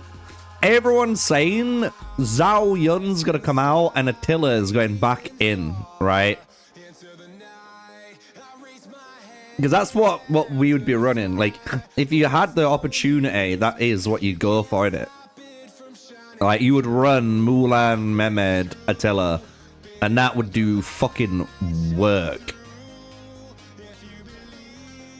And then you'd have Zhao Yun, Lubu, Timur as the fucking cards. Rani Attila? I don't like that. That's season 1, and I think it's outdated because of Mehmed. I think Mehmed's damage reduction outscales the Rani buff. Otherwise, you have to run Mulan, Attila, Rani, because you want Rani's Warriors him on Mulan still, but... Nah, look at that, dude. Like, when you get the fucking Mulan in there, bro, she just pops. She just popped. Look, he did no damage. All my waifu. 6 activations. 35k damage, bro. This is why you run weak spot attack and you don't run active mercy. Because you don't care. You don't care about this 6k damage. You don't care about the active mercy damage. You care about this. This skill is literally the damage of Mulan. And if you don't believe that, you're trolling yourself. Like, that's wild. So hold on, I've got an interesting one. I'm gonna put my mercenaries on because I reduced the secondary strike skill damage by 4%. So we can see that Mulan is gonna do with Timur, Attila, with Mehmed, Attila, it's gonna nuke this every time. But I am curious to see with these British longbowmen how much more damage I'm gonna do and how much damage I'm not receiving. Like, is it noticeable?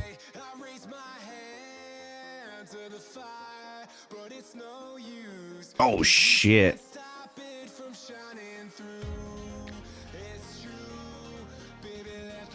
I'll be honest. I don't think that did much. Just from watching that, it didn't felt like it did much. It did even more damage.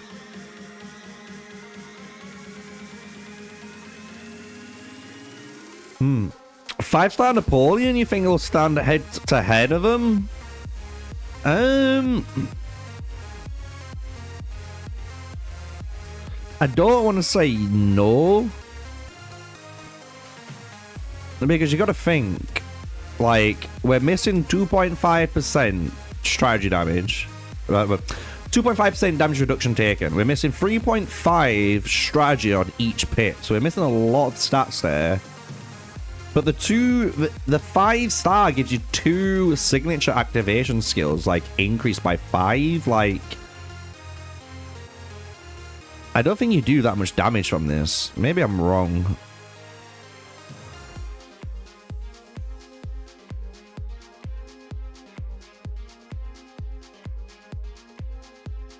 Right, it is in 14.7.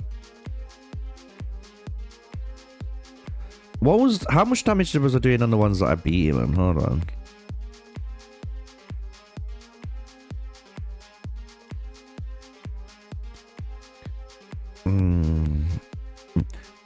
So you gotta think, I'm getting an, I don't think it's worth it.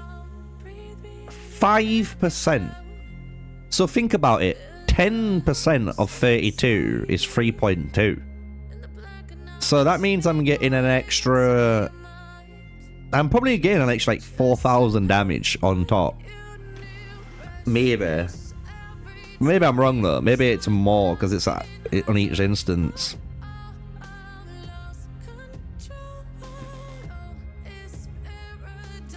Should we 5-star him and see how much of a difference it is?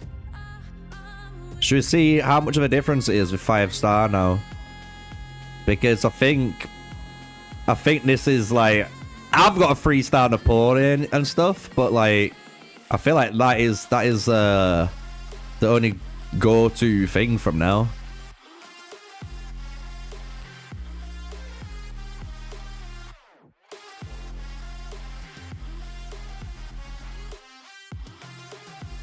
Yeah, I know what you mean.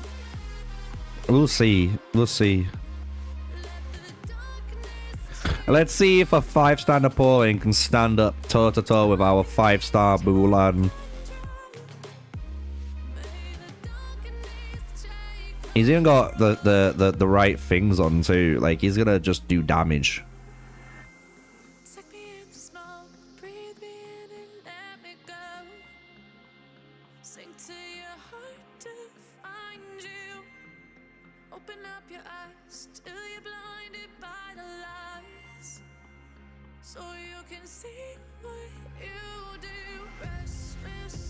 Oh shit.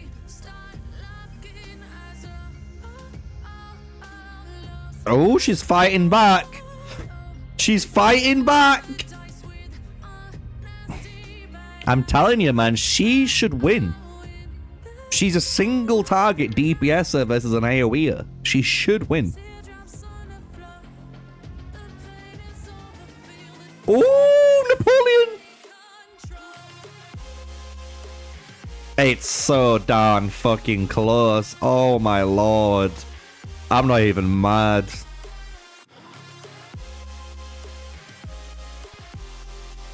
Jesus Christ. That was so close. That's with the artillery, man. That's what we're going to be running. Like, just think, this is what you're going to be running as a Mulan player. Like, look at her. People are hating on my waifu, and she's standing up toe-to-toe with a new hero still, dude. 53 kit. 7,000 normal. 7,000 normal. Season 1 called, as Prime just said. We gotta go again, right? That's wild. And I'm using the British Longbowman, which is like... You gotta think, these British Longbowmen, guys, are reducing her damage by 4%. And I'm getting more stats to, like, beat her in. And she's still beating me, like, fucking down. Like, head-to-head, she should win. She should win head-to-head. It's like, you know, a sniper rifle versus a machine gun. Bro, if I hit you with that one shot, I should win. A single target. But if I've got a situation where I need to clear out a room, I need that machine gun. Never mind. Napoleon. Napoleon just felt offended. Someone just pissed off Napoleon. Bro, he just hit her so hard. Yeah, bro. Oh, mate. Ramsay's Archers has to be next. Ramsay's Archers versus Napoleon has to be next. Because that's what I'm thinking of doing. Like, me and Steve are joking about it. But me and Steve, I was like, maybe we do that. Like, maybe I do run 5-star Ramsays with a 5-star Mulan and a 5-star fucking Napoleon, and I just look at someone and blink and they die. Like, I was all aboard that train, chat. I was all aboard it. I need a heal. Yeah, bro, that's the crazy thing. Like, you guys got to remember, we are fighting, and I don't think many of you guys understand this, because it is a big amount. As AT is saying, like, we don't have Eleanor in the lineup. And because we don't have her in the lineup, you got to think that troop bonus isn't 100%. Look, we're on 130 compared to fucking 180, mate. 180. We're missing 50% stats, chat. We're missing 50% stats because of it. And he's going toe-to-toe with these marchers. Yeah, that 5-star Napo is making a big difference. It's making me reconsider it, but... Oh, I need to heal that shit before I forget.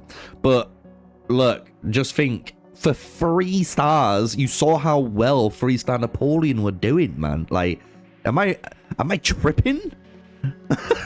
Like, he was doing so much work as a 3-star hero.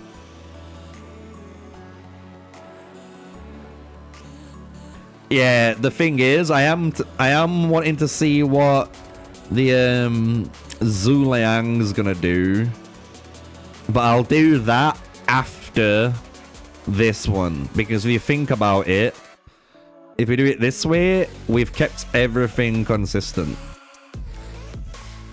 Bro, can I get some healing speed ups, devs?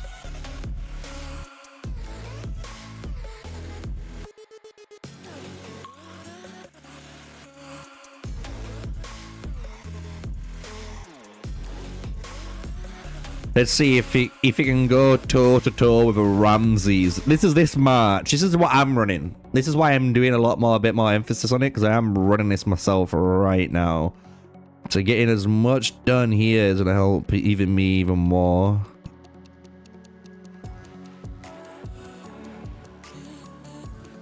Yeah, I have a ton of training, but nothing here. Right, Ramsay's is here. Oh my god. Oh my god. Oh my god. Ramsay's chill. Chill, my brother. Chill with that fucking mini Uzi, dude.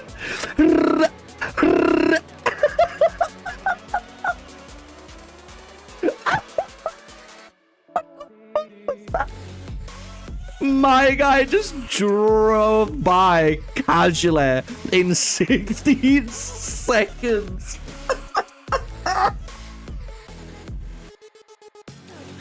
Man, this might be the way, chat. I might have to run triple archers. It's the only way. Bro, it's just... I have to 5-star him, man. I'm gonna have to 5-star him. Like, look at the damage. Oh, we kind of a little bit closer. We're a little bit closer. No, we're not. No, we're not. He's going, and he's gone. Right. So I am 100% correct with what I'm saying. 5-star Ramsay's is always going to beat the 5-star Napoleon. But remember this one thing, guys. Remember, no matter what anyone tells you, dude. Where the fuck is her? 3-star Ramses, now that's a different story. Because he doesn't get this. I don't think you guys understand gaining 12 rage recovery for 30 seconds is OP. Like, that shit is OP. Ignore the immunity to silence effects. That is just a little... That is literally someone who's just bought you a Bugatti Veyron and they've handed the keys in a fuzzy box. That's all they've done. They've given you the Bugatti keys in a fuzzy box. That's the bottom line of text. Some people try and say, oh my god, don't worry about that. It's literally this top line. That's insane. So just think, 3-star Ramses versus 3-star Napoleon. Napoleon better value. 5-star Ramses, it's not even close. Always better value. That is wild. Right, so now, if you could bring back out Mulan for me, Steve, I'll just try by changing this. And should I see how good it is with the 3-star Zhuge Liang now, right? Because then we can 5-star him after and see how much of a big difference this is going to be. You know? You only have 2 more pips before you have to 5-star, bro. I am getting into that point where I'm thinking I'm just going to have to do it. I'm just going to have to do it myself. Because, like I said, I could boot up Age of Empires. Like, I could show you on my main, look. Let me do that. We could do that at the same time, innit? Right, let's see how much better this is going to do at the same time. I just need to put on this. And I need to do this. Like I've done with every other one. So everything is the same. I am curious, I'm not gonna lie, because I run Theo, because I like the Theo synergy. It feels quite nice. But I am curious about this.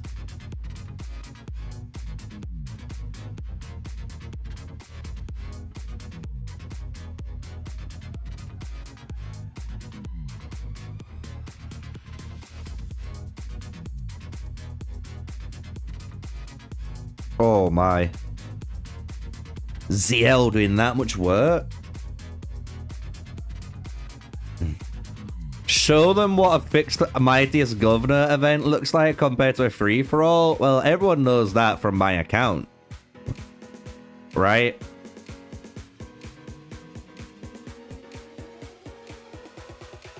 Bro, ZL looking pretty fucking good. Maybe that's what I do then. Maybe I can run ZL with Napoleon and keep my 5-star Theo with Ramses. I don't care about Lubu, dude. That is a meme by now. Imagine being a Lubu man, and every time you do Lubu testing in chat, all you heard was, and then Cyrus comes along. Imagine. And then you're like, you're a Cyrus, you know, tester. And then in chat, someone goes, but then Miyamoto comes. And you're like, or Ramses comes. And you're like, yep. You're right. That's what a unit counter is. They counter you.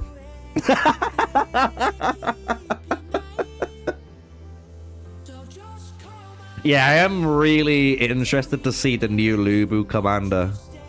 Yo, this is really making me want to get that ZL 3-star, dude. Holy shit. Holy shit. 3 stars, bro. And I don't even have further maxed out. So I'm not even generating maximum rage. Bro, I'm not gonna lie, ZL might be the way. Like, just running Napoleon, Saladin, ZL, and then Ramsay's, Charlemagne, Theodora.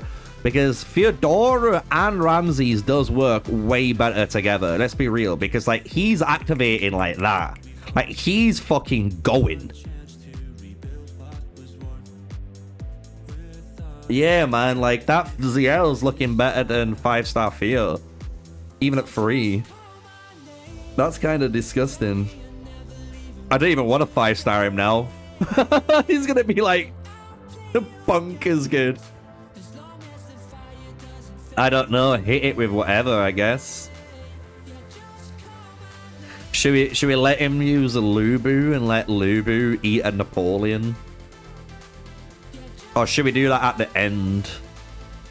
I don't know. I don't know.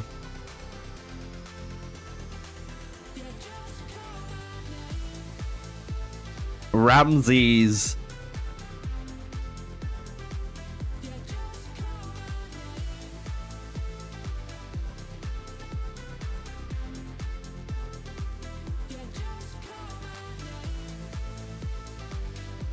Oh.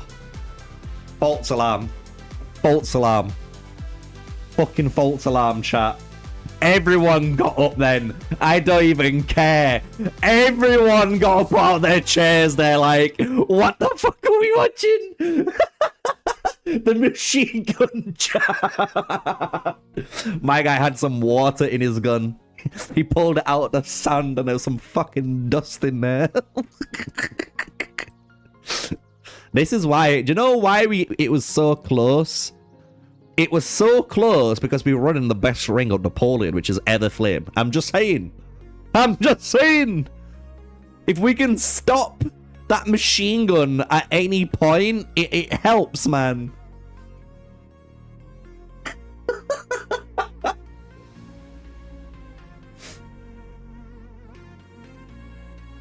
As a town hero from season 1, Theo, to respect, I said, I bet you if anyone remembers, and if you bother to go back, if you check out some of my early videos on Age of Empires Mobile, right?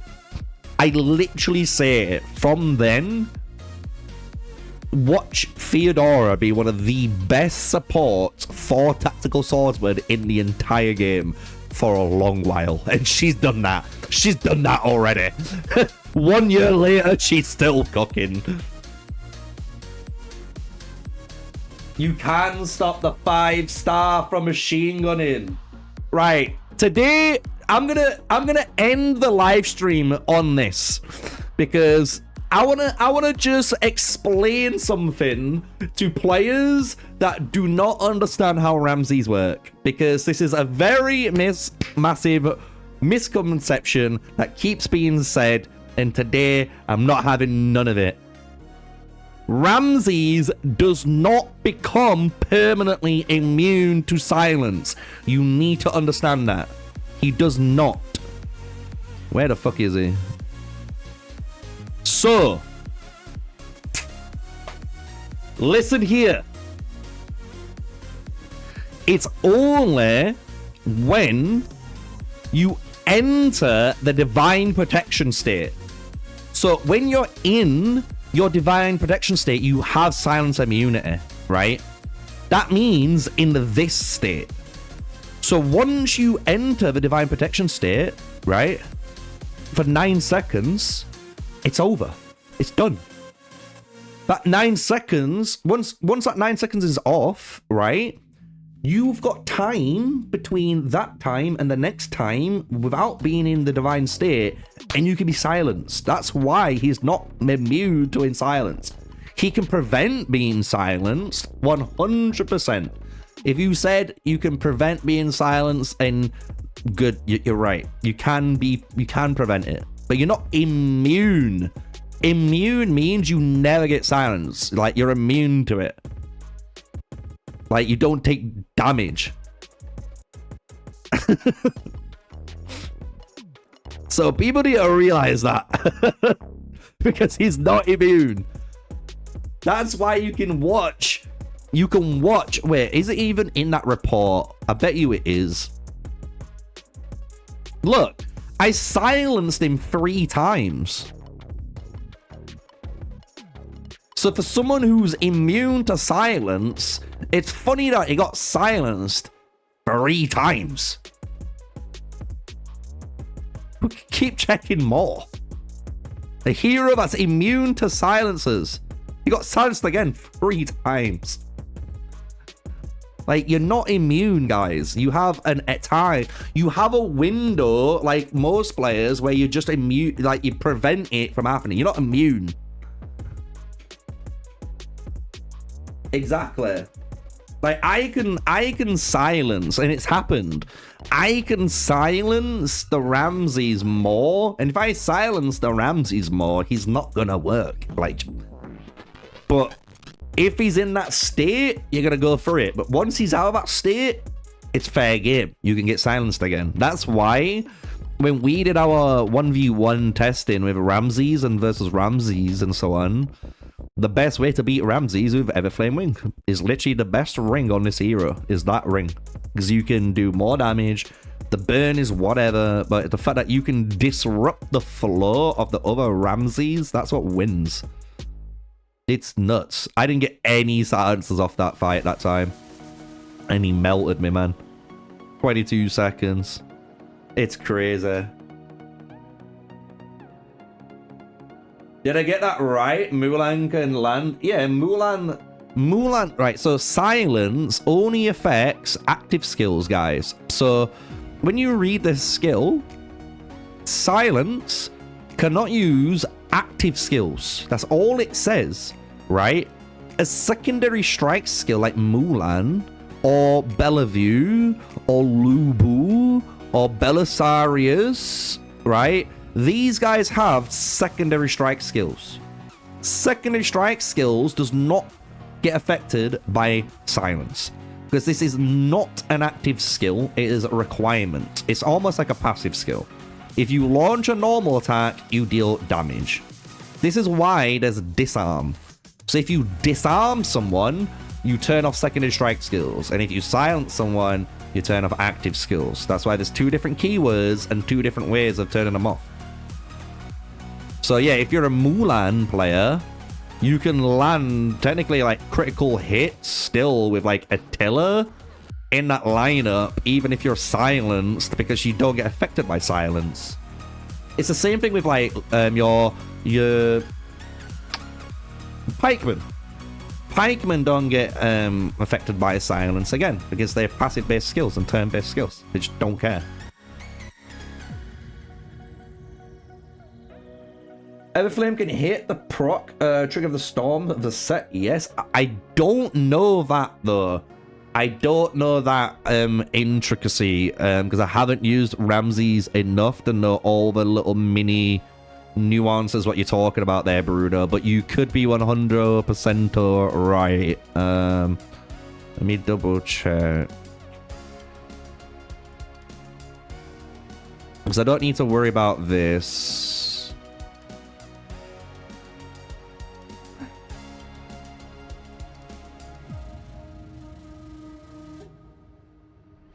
No, because this is signature skill only.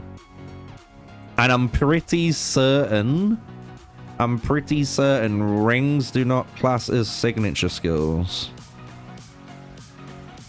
Like, I'm sure this is just an this is not classed as a signature skill. This is a signature and active skill. Or turn-based skill in this.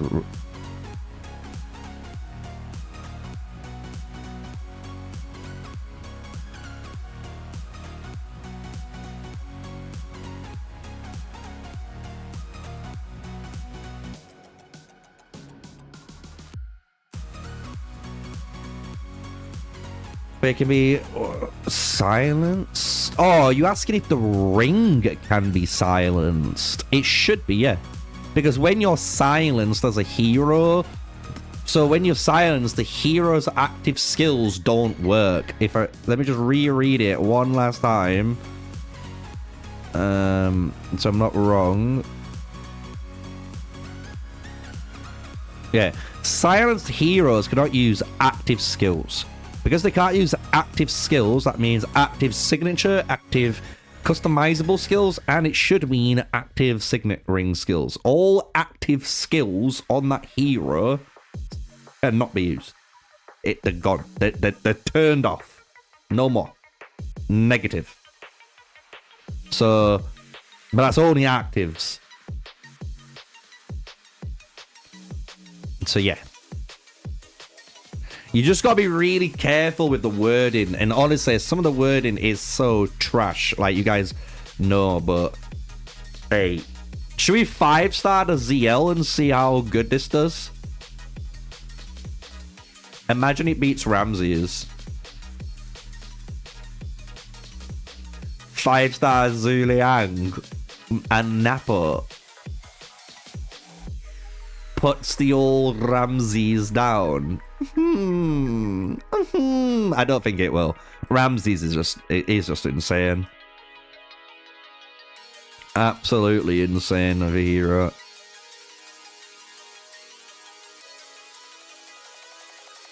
But I don't mind ending on these last little couple of fights, and then me and Steve can work out what we're going to test properly this week. Against Cyrus, we can fight Cyrus if you want.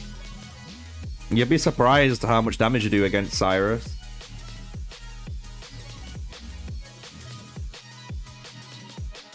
Let's see then. 5-star is crazy because the command state for Ramsay's is crazy. Yeah. So I wonder what 5-star does for Napoleon, because 3-star ZL has performed better than 5-star Theodora, so we can definitely verify with everyone else with that. Oh shit, he sent out a Cyrus. He sent out a Cyrus and Zhuge Liang. Oh my god! That was a chunk!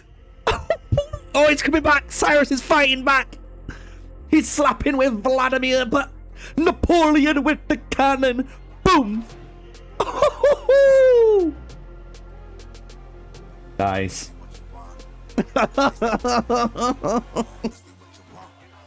Yeah, you Cyrus mains.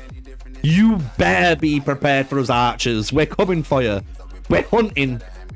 We're hunting for you. Oh, you didn't have a ring on Mansa though. You didn't have a ring on Mansa. Oh, everything. Rewind. Use your TV remote. Rewind. It never happened. Nothing in the last 32 minutes didn't work. Didn't happen. It didn't happen.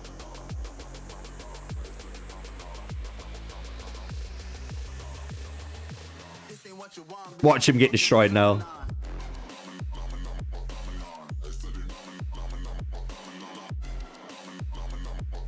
Oh, the blue stacks crashed.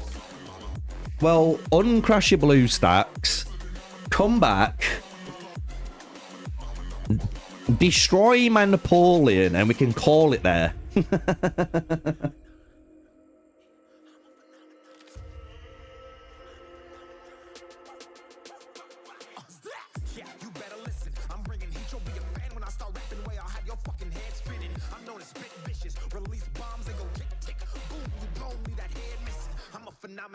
Stacking cheese like it's Parmesan. 8 different flows, call me Octomom. I'm moving fast like the Autobahn, and I'm independent, so I'm not your fucking starving like it's Ramadan. Yeah, all we've ever done so far has been archers versus archers, or we've done archers versus pikes. You know what I mean? We've only done neutral fights. You get what I'm saying? I've not gone against my counter or the counteree. But we will end on that. I will ask Steve when we want to end it pretty soon. Can he just Lubu my Napoleon to the Shadow Realm, and that's how we end it.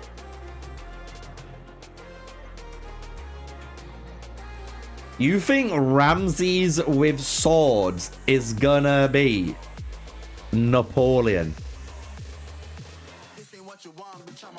You really think Ramses is gonna beat Napoleon? Now that's got some money to it. I'm just saying, if you think that.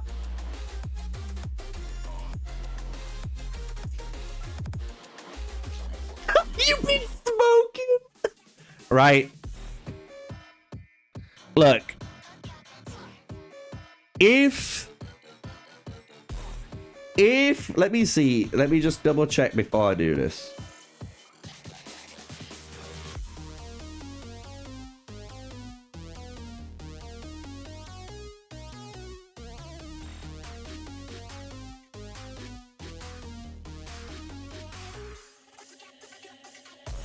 I thought Guns was streaming.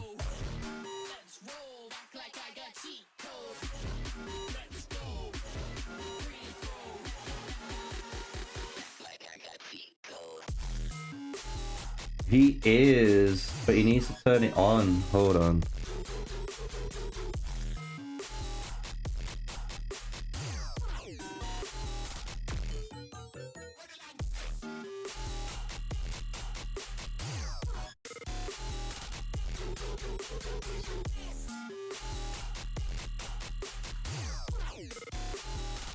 You need to turn on redirect audio.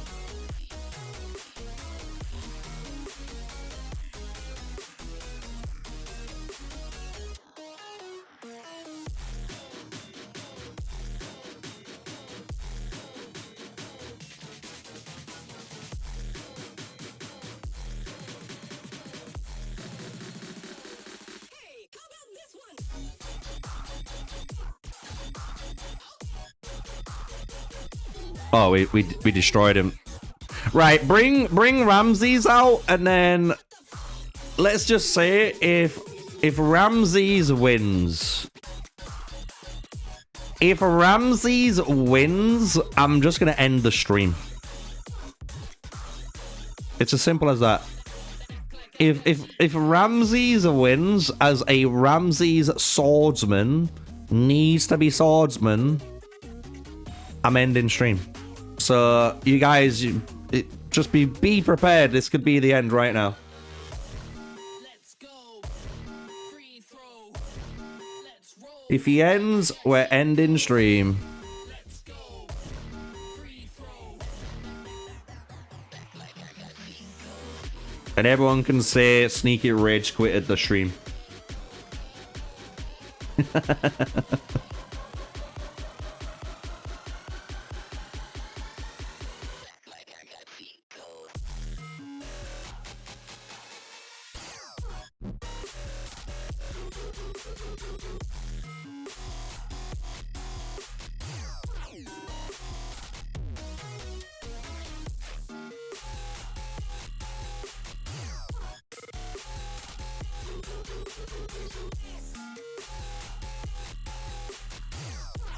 I'm thinking he's switching.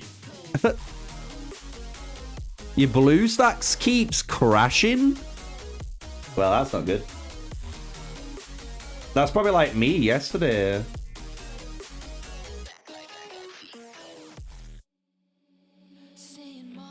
You swapped Peaceful Haven onto your CL because you saw me use it?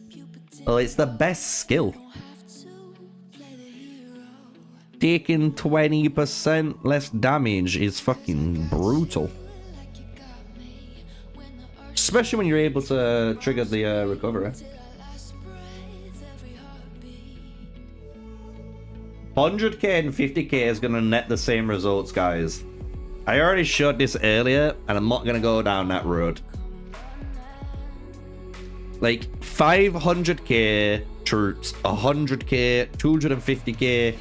If you've got the exact same stats, everything's the same. The only thing's changing is the number of scaling damage and the amount of damage you're reducing, which is again the same. If I did 1,000 damage with 50k units, I'm gonna do 2,000 damage with 100k. It's literally how it basically works out. There's no difference. We've shown this God knows how many times. during live streams. So 50k, 100k, it shouldn't change the result at all. But we do need Steve to fix his blue stacks. There we go.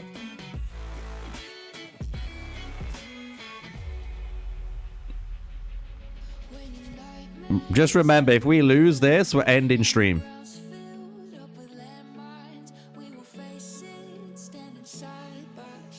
Oh shit, he's coming back.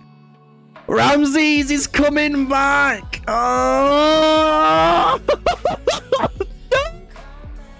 Guys, it's been a pleasure. I love you all.